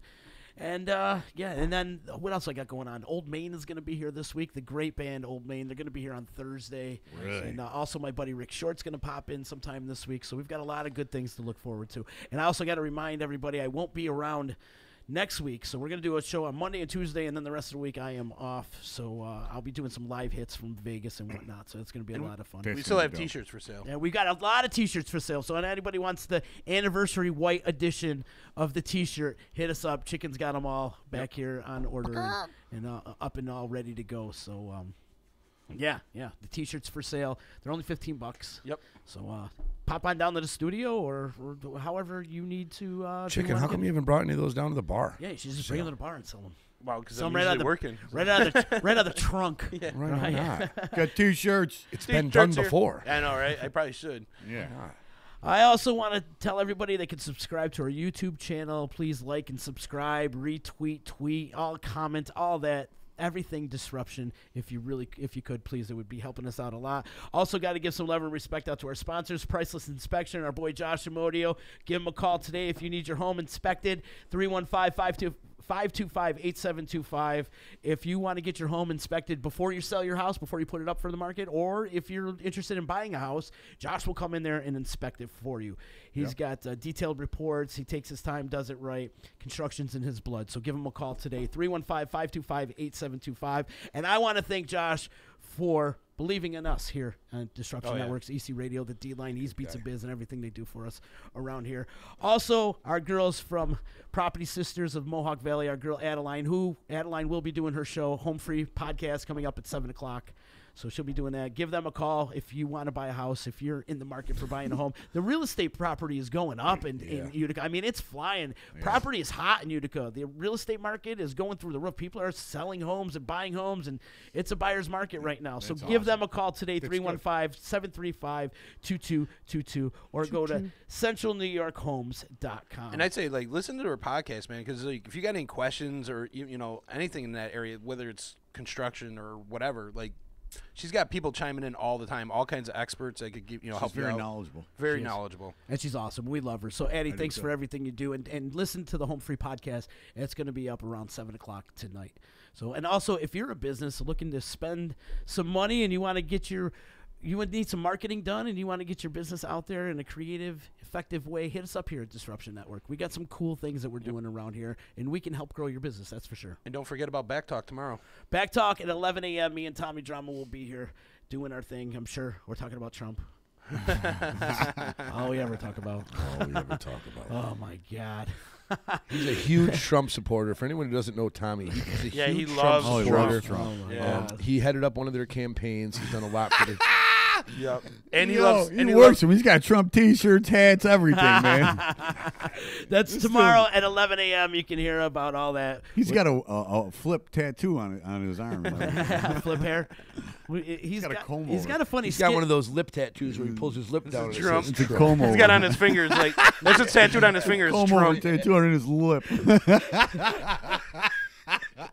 You guys are shot. Don't forget, you can listen to this podcast and previous podcasts of EC Radio and all the great content that we have here on Disruption Network at the all-new website, disruptionnetwork.net. .net. We went from a .com to a .net. Forget about the .com. It's gone. It's water under the bridge. That's where it is. It's in the past. Water under the fridge. This is the new and improved D. We'll see you tomorrow. Peace. Generation of lost masculinity, and we got to start getting it back. No matter if you're straight or gay, no matter if you stick it in the front or you stick it in the rear. For the love of our sons, we've got to stick it in there like a man. You know what the hell you're listening to? It's EC Radio. Hey, it's Adeline Van Dyke from Coldwell Banker Faith Properties in Utica. I always get asked, why do I love real estate? It's very simple. I love my clients. I love every single thing about helping them find or sell their home. Making sure the home is solid and ready for sale or solid and ready for the buyer's inspection. To making sure that they're getting the best rate on their mortgage. Making sure they're getting the best price on their house. You know, just everything involved in the sale is vital. My absolute favorite part of real estate is when a buyer walks into the house they're going to buy. I can feel it before they even know they're loving the house. It's just that obvious. So I'd love to experience that feeling with you. So give me a call. Adeline Van Dyke, Coldwell Banker Faith Properties, 315-404-6431. Or you can find me on Facebook or visit my website at centralnewyork.com/Adeline. Thank you, and I look forward to welcoming you home. When it's your hard-earned money on the line that you are investing into a home, it makes sense to choose a proven professional to assist you in making one of the biggest investments you may ever make. Josh's dedication of over 20 years to the home construction industry allows him to bring knowledge and experience to your doorstep. That means you can feel confident and comfortable with his service to you. Past clients love his attention to detail and thorough written reports. By allowing Priceless Inspections to help you make a well-informed decision concerning your property, you will find that a quality inspection is priceless. Follow Priceless Inspections on Facebook or call 315-525-8725. In the Mohawk Valley, for the best real estate service, you gotta have faith. Coldwell Banker Faith Properties, 315-735-2222 or www.centralnyhomes.com.